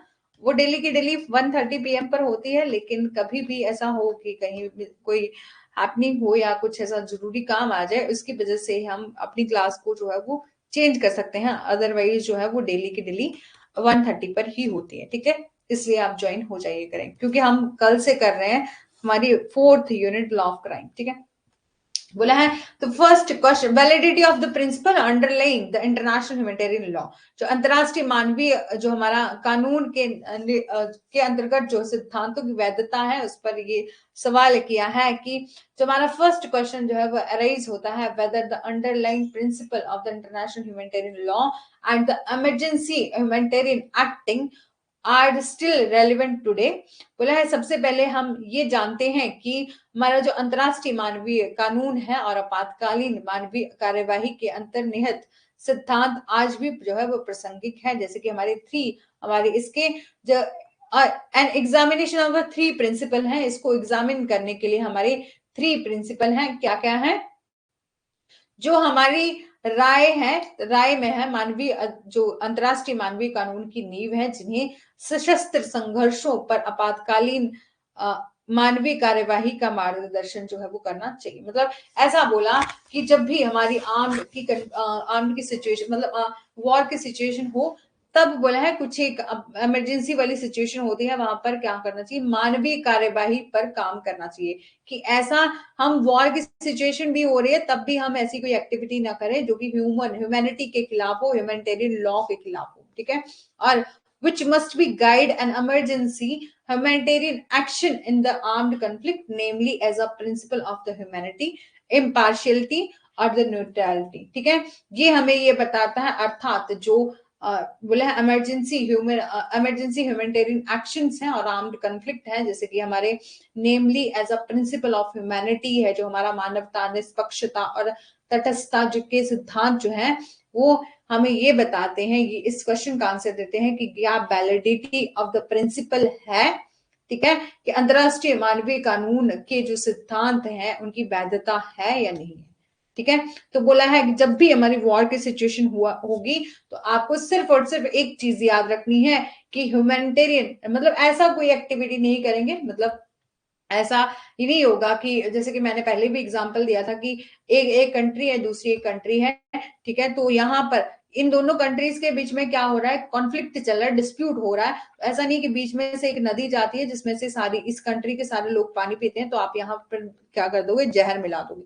तो आपका कॉन्फ्लिक्ट किसके साथ होना चाहिए, सिर्फ मिलिट्री के पीपल के साथ, जैसे कि लड़ाई होती है हमारी, जो हमारी डिफेंस फोर्सेस हैं वो करती है ना मुकाबला, तो बोला है जो हमारे सिविलियन पीपल हैं, जैसे कि हम जैसे कॉमन पीपल हैं जो कि आर्मी में या नेवी में मतलब डिफेंस सर्विसेज में नहीं आते हैं, तो बोला है उनको कुछ नहीं होना चाहिए, ठीक है। तो मतलब यदि आप क्या कर रहे हो, यदि आपकी वॉर की भी सिचुएशन है तो आप क्या करेंगे, प्रोटेक्ट करेंगे किनको, सिविलियन को, ठीक है। फिर बोला है special difficulty encountered in the implementation of the international humanitarian law, अंतरराष्ट्रीय मानवीय कानून के कार्यान्वयन में आने वाली कुछ एक विशेष कठिनाइयां भी है, ठीक है। क्या कठिनाइयां हैं, while the principle of international humanitarian law remain the undispensable both basis of both of the new law itself are for the humanitarian action, and if we want to gain a better understanding of the situation we should talk about take a close look as a practical difficulty encountered in the some type of the conflict. बोला है कि जबकि हम अंतरराष्ट्रीय जो मानवीय कानून के सिद्धांत और जो सिद्धांत हैं और कानून और मानवीय कार्यवाही दोनों ही, बोला है एक तो हमारा इंटरनेशनल ह्यूमैनिटेरियन लॉ है और जो हमारा principle of international humanitarian law है, और ऐसा जो कि वो ये दोनों ही इंटरनेशनल ह्यूमैनिटेरियन लॉ और एक्शन, ठीक है, मतलब आपका कानून और कार्यवाही दोनों के बीच में जो है वो क्या होना चाहिए, एक अनिवार्य आधार जो है वो बने हैं। जैसे कि अगर हम इस स्थिति को बहुत अच्छे से समझना चाहें तो एक कुछ प्रकार संघर्ष में आने वाली जो व्यवहारिक कठिनाइयों पर एक करीब जो है वो हमें नजर जो है वो डालनी पड़ेगी। हम सिर्फ एक प्रैक्टिकल डिफिकल्टी क्या क्या आती है, मतलब ये हम क्या पढ़ रहे हैं कि इम्प्लीमेंटेशन, एक प्रैक्टिकल अप्रोच पढ़ रहे हैं कि जब हम इंटरनेशनल लॉ को इम्प्लीमेंट करेंगे तो क्या कुछ सिचुएशन आती है। तो पहला तो बोला कि जब भी हम कॉन्फ्लिक्ट भी हो रहा होगा, जब भी हमारी वॉर की सिचुएशन भी हो रही है, तो आप सिर्फ एक चीज याद रखेंगे कि आपको क्या करना है, ह्यूमैनिटी के अगेंस्ट जाके काम नहीं करना है, ह्यूमैनिटेरियन मतलब मानवता से अगेंस्ट जाके जो काम नहीं करना। फिर बोला है कुछ एक स्पेशल डिफिकल्टीज भी हैं इसको implementation of the international humanitarian law को यदि आप बहुत अच्छे से समझना चाहते हैं, इसके इम्प्लीमेंटेशन को बहुत अच्छे से समझना चाहते हैं, तो आपको प्रैक्टिकल डिफिकल्टी को भी जानना चाहिए, ठीक है। There are the two categories हैं कन्फ्लिक्ट की, ठीक है, दो श्रेणियां हमारे संघर्ष की जो कि विशेष समस्याओं को जन्म देती हैं, जो कि to raise a particular problem owing either that lack of will, ठीक है, जो कि क्या बताती है, अंतरराष्ट्रीय मानवीय कानून को लागू करने की इच्छा शक्ति में कमी के कारण जो है, या सुनिश्चित करने में असमर्थता के कारण, या कानून का सम्मान जो है किया जाता है, ठीक है। इस प्रकार संघर्ष में से एक का उद्देश्य जो है आबादी के कुछ वर्गों को बाहर करना है और दूसरे उन दोनों देशों में जहां होता है कि जहां की जो राज्य की संरचनाएं जो है वो एक मतलब विघटन प्रक्रिया, मतलब ऐसा एक क्या करना है कि टू कैटेगरी है कन्फ्लिक्ट की, वेदर जो रेज होती है पर्टिकुलर प्रॉब्लम को, जैसे कि आपका लैक ऑफ विल हो गया, मतलब आपकी इच्छा शक्ति की कमी होगी, और अप्लाई होता है हमारा international humanitarian law in ability to ensure that law, मतलब एक आपको कुछ काम करने की इनएबिलिटी हो गई, ठीक है, असमर्थता के कारण जो है वो बोला that a law respect is one of these type of conflict, जिसका एम क्या है, including excluding the certain sections, जो एक्सक्लूड करता है कि कुछ एक पर्टिकुलर, मतलब ये बोला कॉन्फ्लिक्ट ओनली बोला कुछ एक पीपल हैं, कुछ एक वर्ग हैं, कुछ एक section of the particular certain section of the population है, इसके अलावा अदर सारी कंट्रीज पर जो ये एप्लीकेबल होता है और अदर बोला है conflict aim as a inclusion, बोला है बहिष्करण के उद्देश्य के से संघर्ष, ठीक है। जो बोला है there are the conflict which certain rule of humanitarian law जो है जो चैलेंज किए जा सकते हैं, कुछ एक चुनौतियां हैं जिन पर जो है वो ह्यूमैनिटेरियन लॉ के कुछ एक नियम है उनको चुनौती दी जा सकती है।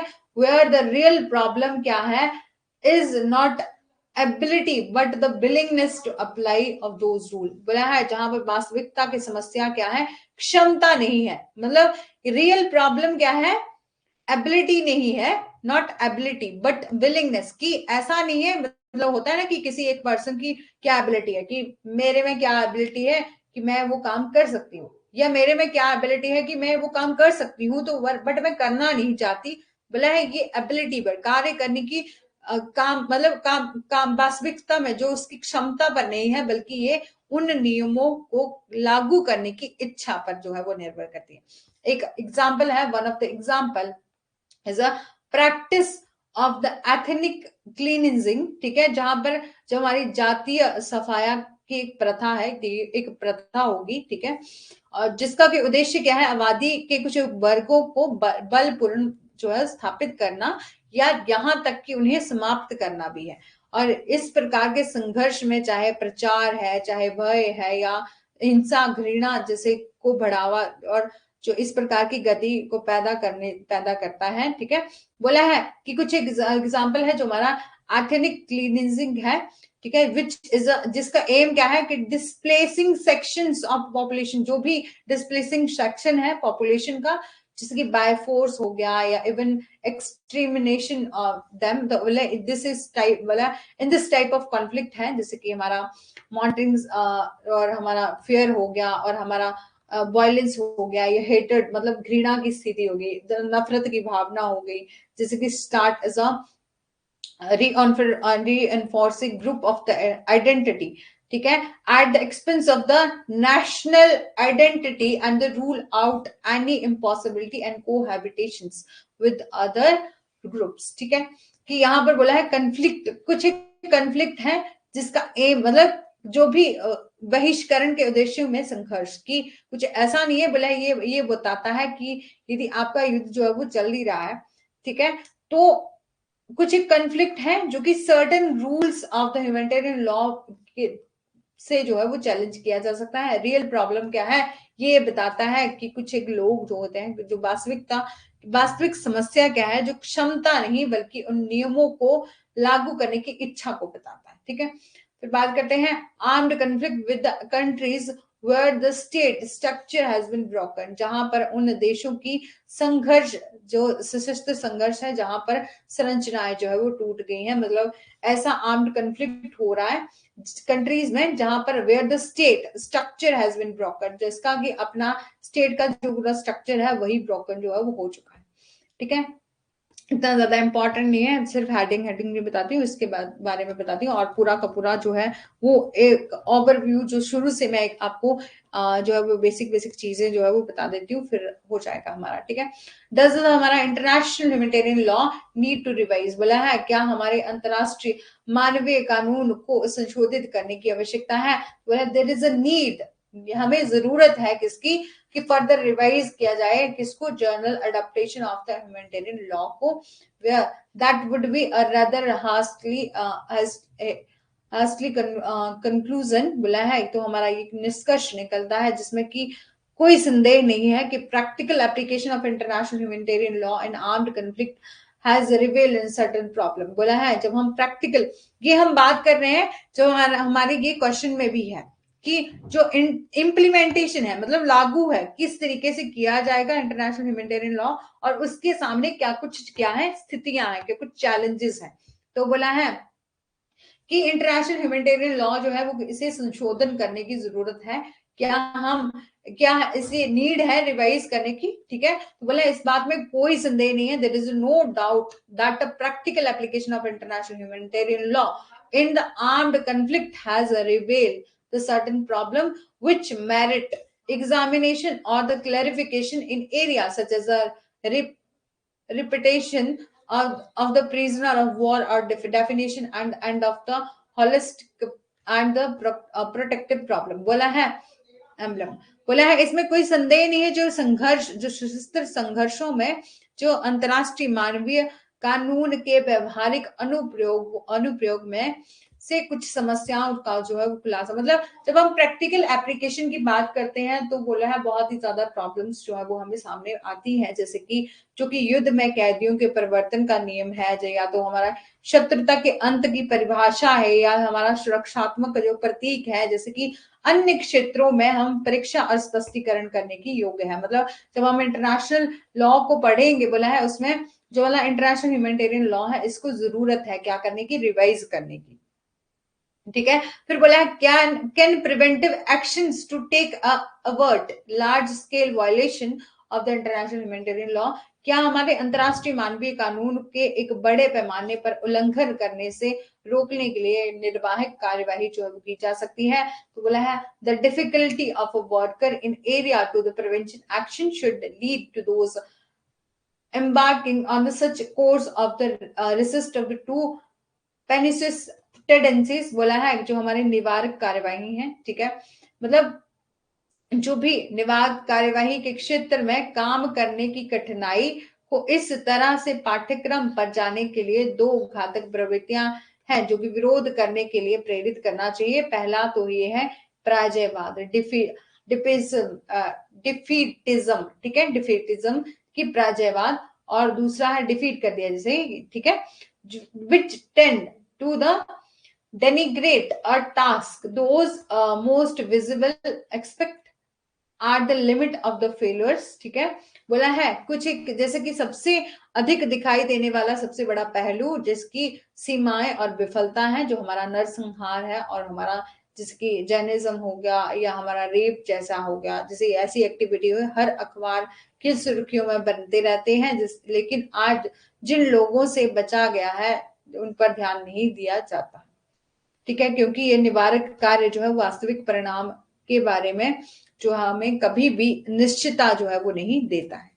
ठीक है, बोला इसलिए इसको जरूरी है क्या करने की, बड़े पैमाने पर यदि कोई वायलेशन कर रहा है ह्यूमैनिटेरियन लॉ का, ह्यूमैनिटेरियन का लॉ मतलब human as a human nature होने के नाते, ह्यूमन बीइंग होने के नाते आप किसी भी लॉ की वायलेशन करते हो, क्योंकि जैसे कि आपका बहुत ज्यादा संख्या में आपने क्या कर दिया, जेनोसाइड कर दिया, मतलब जेनोसाइड का मतलब होता है नरसंहार, बहुत ज्यादा लोग जो है वो मारे गए, ठीक है, ऐसा कुछ कर दिया लार्ज स्केल में, तो उसके खिलाफ जो है वो प्रिवेंटिव एक्शन लेना जो है वो बहुत जरूरी है।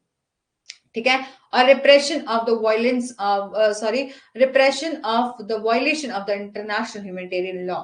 ठीक है, फिर बोला है एवरी लॉ कि इम्प्लाई होता है कि penalty of the violation of law, violation of its rules, कि प्रत्येक कानून में अपने नियमों का उल्लंघन करने के लिए दंड जो है वो पर्याप्त है, कि हर एक लॉ जो होता है वहां पर, अब देखते हैं कोई भी लॉ है यहाँ पर, यहाँ हर एक लॉ के साथ क्या बनाया गया है, यदि कोई इस लॉ की वायलेशन करेगा तो उसको ये पर्टिकुलर जो है वो पनिशमेंट जो मिलेगी। ठीक है, वाइल हम इंटरनेशनल ह्यूमैनिटेरियन लॉ की हम बात करते हैं, Indeed the provision indeed provides for the penalties, putting them into effect of the unquestionability of the serious weakness. ठीक है, जबकि हमारे अंतरराष्ट्रीय मानवीय कानून वास्तव में दंड का प्रावधान करता है जो उन्हें लागू करने के लिए निर्विवाद के रूप में गंभीर कमजोरी है। ठीक है, in respect of the legislative development mentioned earlier are the most welcome, but it is the first and foremost national level that is a weakness must be tackled by insisting on the responsibility of the each state introducing adequate measure and in its the national legislation and the prosecuting those responsibility of violation। बोला है कि जैसे तो आप जानते हैं जिस कि कोई भी लॉ है, ठीक है, कोई भी कानून होता है, यदि उन नियमों का उल्लंघन होता है तो दंड तो मिलता ही है। ठीक है, जबकि हम बात करते हैं अंतरराष्ट्रीय मानवीय कानून में जो वास्तव का दंड जो है उसका प्रावधान जो है वो करता है उन्हें लागू करने के लिए निर्विवाद के रूप से गंभीर कमजोरी, मतलब वहां पर ये तो दिया गया है कि यदि कोई पर्सनल वायलेशन करेगा तो उसे ये पर्टिकुलर जो पनिशमेंट होएगी, लेकिन उसको प्रैक्टिकल रूप में एप्लीकेबल करवाना जो है वो बहुत ज्यादा मुश्किल है और थोड़ा कमजोर स्थिति है इस मामले में। इसका संबंध जो है वो पहले उल्लेखित जो विधायी हमारी घटनाक्रम में सबसे जो है योग्य है, जो बोला है इसके लिए जो राष्ट्रीय स्तर पर सबसे पहले जो सबसे महत्वपूर्ण बात यह है कि इस जो कमजोरी का निपटान जो किया जाना चाहिए, जो कि क्या है स्टेट की जिम्मेदारी है, पर जोर देती है जो राष्ट्र जो कानून के पर्याप्त उपाय शुरू हों और उल्लंघनों के प्रति जो है जिम्मेदार लोगों को दृढ़ता से मुकदमा चलाए। ठीक है, इतना ही याद रखिएगा कि यहाँ पर बोला है क्या जरूरत है कि कई लोग जो वायलेशन करते हैं हमारे ह्यूमैनिटेरियन लॉ की, उसको क्या कर सके, उसका उन लोगों को क्या दिया जाए, पनिशमेंट दिया जाए। तो जैसे कि आप लोग जानते हैं कि हर समय ऐसा होता है कि कहीं भी लॉ दिया गया है, उसकी वायलेशन हुई है तो उसको पेनल्टी भी जो है वो देनी पड़ती है। लेकिन जब हम ह्यूमैनिटेरियन लॉ की बात करते हैं तो यहाँ पर बोला है पेनल्टी तो दी गई है, लेकिन उसका जो एप्लीकेबिलिटी है वो बहुत ही जो है कमजोर है। ठीक है, इसमें हमें जरूरत है किसकी, कि हम इस वीकनेस को खत्म जो है वो कर सके। ठीक है, यहाँ तक ही था हमारा सेशन। ठीक है, काफी ज्यादा ह्यूमैनिटेरियन लॉ को आपको थोड़ा बहुत जो है पूरी की पूरी क्लास जो है थोड़ा सा कंफ्यूजन लगेगी, लेकिन मैं आपको पूरा ओवरव्यू बता देती हूँ, फिर आपको कोई डाउट जो है वो नहीं रहेगा। बाकी एक बार पढ़ लीजिएगा। ठीक है, जो भी याद रहेगा। और ह्यूमैनिटेरियन लॉ में मैं यही बता रही हूँ कि पूरा का पूरा कन्वेंशंस है, लेकिन हम हर एक कन्वेंशन को तो डिस्कस कर नहीं सकते। ठीक है, क्योंकि ये जो है वो इतना ज्यादा स्कोरिंग भी नहीं है, इसलिए जरूरत जो है वो यही रहेगी कि हम कुछ एक बेसिक बेसिक चीजें हमने देख ली। ठीक है, उसके अलावा हम बाकी एमसीक्यूज में जो है वो डिस्कस कर लेंगे। ठीक है, बात करते हैं हमने इंटरनेशनल ह्यूमैनिटेरियन लॉ में क्या देखा। तो बोला है ये क्या है। नम्रता जी आप जो है वो न्यू स्टूडेंट हैं, आप अभी बता दीजिए। जी रश्मि जी, ठीक है, तो आप बता दीजिए कि अभी हम दोबारा से आपके लिए जो है वो पूरा का पूरा रिवाइज करेंगे। ठीक है, तो सुन लीजिएगा, ओवरव्यू ही है। ठीक है, और अदरवाइज आपको पूरी की पूरी क्लास देखनी हुई तो मैं कहूंगी कि यदि आप पब्लिक इंटरनेशनल लॉ को शुरू से, जो हमारी क्लास फर्स्ट है, क्योंकि सारी की सारी क्लासेस है, नोट्स हैं, वो मैंने 1 by 1 क्लास वाइज जो है वो अपलोड की हैं। ठीक है, तो आप सभी को देख लीजिएगा। तो हमारा इंटरनेशनल ह्यूमैनिटेरियन लॉ जो है कंपाइलेशन ऑफ रूल है, जिसका एम क्या है, मिटिगेट करना किसको, ह्यूमैनिटेरियन कंसिक्वेंसेस को और आर्म्ड कॉन्फ्लिक्ट को। ये प्रोटेक्ट करता है किसको, जो भी पीपल है, जो वॉर की सिचुएशन, मतलब वॉर की स्थिति में कुछ एक सिविल लोग हैं, उनकी प्रोटेक्शन जो है वो ये करता है। इसे हम क्या किस नाम से भी जानते हैं, लॉ ऑफ वॉर के नाम से भी जानते हैं, और हमारा लॉ ऑफ आर्म्ड कॉन्फ्लिक्ट के नाम से भी जानते हैं। ठीक है, उसके बाद हमने देखा कि इंटरनेशनल ह्यूमैनिटेरियन लॉ क्या है। तो बोला है एक पार्ट ऑफ इंटरनेशनल लॉ है, सेट ऑफ रूल्स है। ठीक है, मतलब पूरे नियमों का एक संग्रह है। ठीक है, जो गवर्न करता है स्टेट टू स्टेट रिलेशन को। और इंटरनेशनल ह्यूमैनिटेरियन लॉ जो है वो प्रोटेक्ट करता है सभी किसको, सभी सिटीजन को, जो भी क्या है हिस्सा नहीं है आर्म्ड, मतलब वॉर का हिस्सा जो है वो नहीं है। ठीक है, और इन सभी चीजों को हमने देख लिया है। Origin and sources of the international humanitarian law क्या था, इंटरनेशनल कन्वेंशन थी। हेग कन्वेंशन के बारे में हमने जाना था कि ये क्या करता है, रिस्ट्रिक्शन देता है, प्रोहिबिशन लगाता है किसको, means of the technique of war, जो कि टू प्राइमरी एंड ट्रीटीज, जिसका ओरिजिन हुआ है इंटरनेशनल ह्यूमैनिटेरियन लॉ में। कुछ एक जिनेवा कन्वेंशन के 4 जिनेवा कन्वेंशन है जो कि 1949 में हुई थी, और इसका जो कि कंटेन करता है large portion of the international humanitarian law का। ठीक है, और साथ ही साथ हमने देखी थी कुछ एक ट्रेडिस देखी थी, इनके नाम जो है वो याद रख लीजिएगा, और जो हमारा एयर वाइज है उसको भी याद कर लीजिएगा। ठीक है, convention for the protection of the culture property and event of the armed conflict 1954 sorry. और हमारा द बायोलॉजिकल वेपन्स कन्वेंशन 1972 है। ठीक है, हमारा कन्वेंशनल वेपन कन्वेंशन जो है 1980 है। ठीक है, और हमारा केमिकल वेपन कन्वेंशन 1993 है। और हमारा Ottawa convention of the anti personal mines जो है 1997 का है, इसको भी देख लीजिएगा।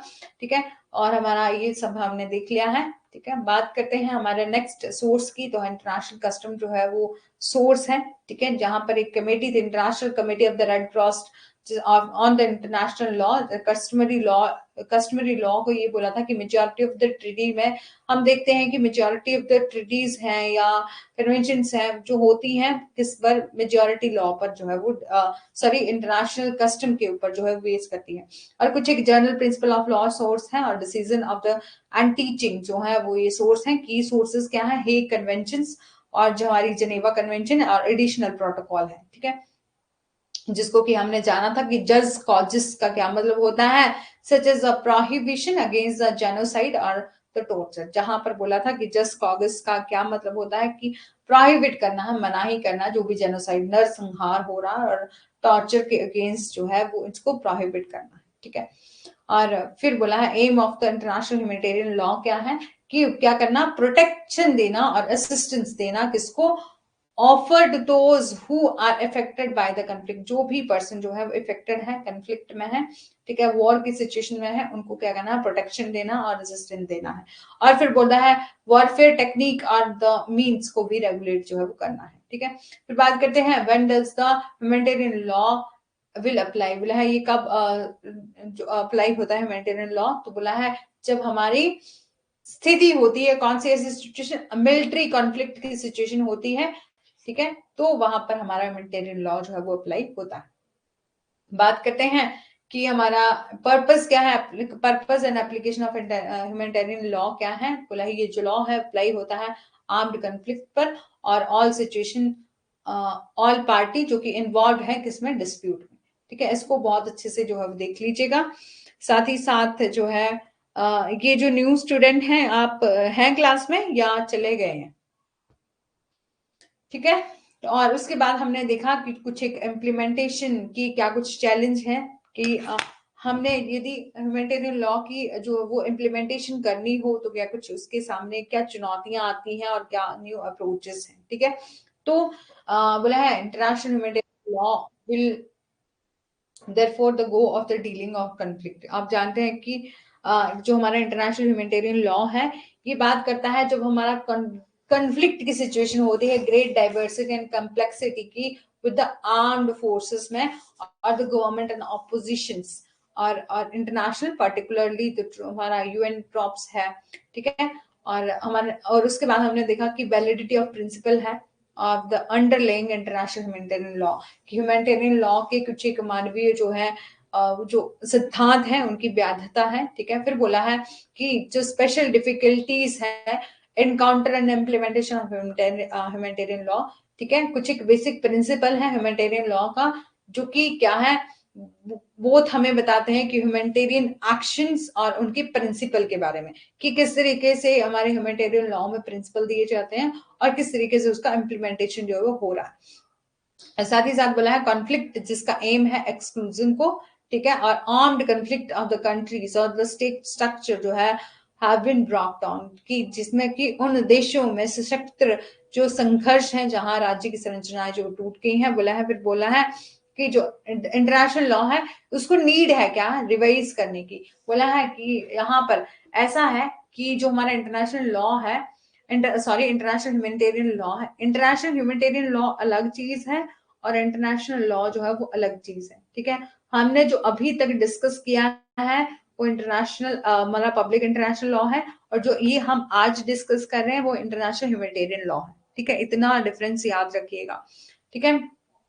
बोला है कि इसमें कोई डाउट नहीं है कि इसका प्रैक्टिकल इम्प्लीमेंटेशन जो है वो इंटरनेशनल ह्यूमैनिटेरियन लॉ का इन द आर्म्ड कन्फ्लिक्ट में इसको रिवाइज करने की जरूरत है, क्योंकि प्रॉब्लम्स तो हमें दिखती हैं, हमें हमें बेसिक प्रिंसिपल भी दिखे, मतलब सामने आते हैं कि हमारे ह्यूमैनिटेरियन लॉ में ये प्रिंसिपल दिए गए, लेकिन इसका प्रैक्टिकल जो इम्प्लीमेंटेशन है वो बहुत ही ज्यादा जो है कंफ्यूजन है, ठीक है। तो इसका जो सही तरीके से उसको प्रैक्टिकल तरीके से इम्प्लीमेंट करवाने के लिए क्या चाहिए, हमें रिवाइज करना चाहिए इंटरनेशनल ह्यूमैनिटेरियन लॉ को। और फिर बोला है कैन प्रिवेंट किया जा सकता है action of the large scale, यदि लार्ज स्केल वायलेशन हो रहा है, ऐसे कर रहा है कि बहुत ज्यादा लोग जो है मतलब वायलेशन कर रहे हैं हमारे इंटरनेशनल ह्यूमैनिटेरियन लॉ के, तो हम क्या उनके एक्शन को प्रिवेंट कर सकते हैं, तो बोला है जरूर कर सकते हैं। लेकिन ऐसा तो है कि हमें क्या दी गई है कि पनिशमेंट तो दी गई है, लेकिन हम उस पनिशमेंट का इम्प्लीमेंटेशन जो है वो नहीं कर सकते हैं। तो यही बोला है कि repression of the violation of international humanitarian law, कि जैसे कि आप जानते हैं कि बहुत ज्यादा अलग अलग लॉ में अलग अलग, यदि कानून की अवहेलना कोई करता है तो उसे क्या मिलती है, पेनल्टी जो है वो मिलती है, पनिशमेंट मिलती है। तो इंटरनेशनल ह्यूमैनिटेरियन लॉ को जरूरत है कि वो प्रोवाइड करे पेनल्टी जो प्रोवाइड की है उन्होंने, उनका सही इफेक्टिव तरीके से बोला है, उसका प्रैक्टिकल भी कर, मतलब प्रैक्टिकल तरीके से उसको इम्प्लीमेंट भी जो है किया जाए, मतलब उसकी एप्लीकेबिलिटी जो की जाए। बोला है कि ये तो है कि प्रोवाइड किया है किसको, पेनल्टीज को, but putting them into the effect of the unquestionably and the serious weakness. ठीक है, इसी के साथ हमारा सेशन जो है वो यहीं तक था। ठीक है, जो नम्रता जी हैं, ठीक है, आप ना पब्लिक इंटरनेशनल लॉ, मैं तो कहूंगी कि सभी वीडियोस को सबसे पहले आप जूरिस्प्रूडेंस से स्टार्ट करिएगा। ठीक है, हर एक जूरिस्प्रूडेंस के हर एक टॉपिक को डिटेल में डिस्कस कर लिया। जितना हमने जूरिस्प्रूडेंस को डिटेल में डिस्कस किया है, उसके बाद हमने कॉन्स्टिट्यूशन लॉ को भी बहुत डिटेल में डिस्कस किया है, और अभी जो है वो हम शॉर्ट में ही चलेंगे। ठीक है, क्योंकि अब जानते हैं कि समय और सब कुछ देखते हुए जो है वो हम एक एक चीज को हर बहुत डिटेल में देख सकते हैं, क्योंकि मैंने जूरिस्प्रूडेंस को इतना डिटेल में पढ़ाया कि यदि आपने पहले नहीं भी पढ़ा होता ना लॉ स्कूल में, तब भी आ जाता। ठीक है, थैंक यू रश्मि। हाँ हाँ, रश्मि जी से पूछ लीजिएगा, बाकी कहीं भी किसी को कंफ्यूजन होगी तो। ठीक है, हाँ, और यदि आप हमारे इस सेशन को यूट्यूब पर भी देख रहे हैं तो मैं जाते जाते यही कहूंगी कि यदि आप हमारा कोड यूज करेंगे और हमारे इस कोर्स को परचेज करना चाहते हैं तो पूजा 10 कोड यूज करिएगा, जिससे आपको 10% ऑफ मिलेगा। Okay Gudiya ji, thank you thank you thank you Rashmi, thank you Namrata ji. ठीक है, इसी के साथ थैंक यू सो मच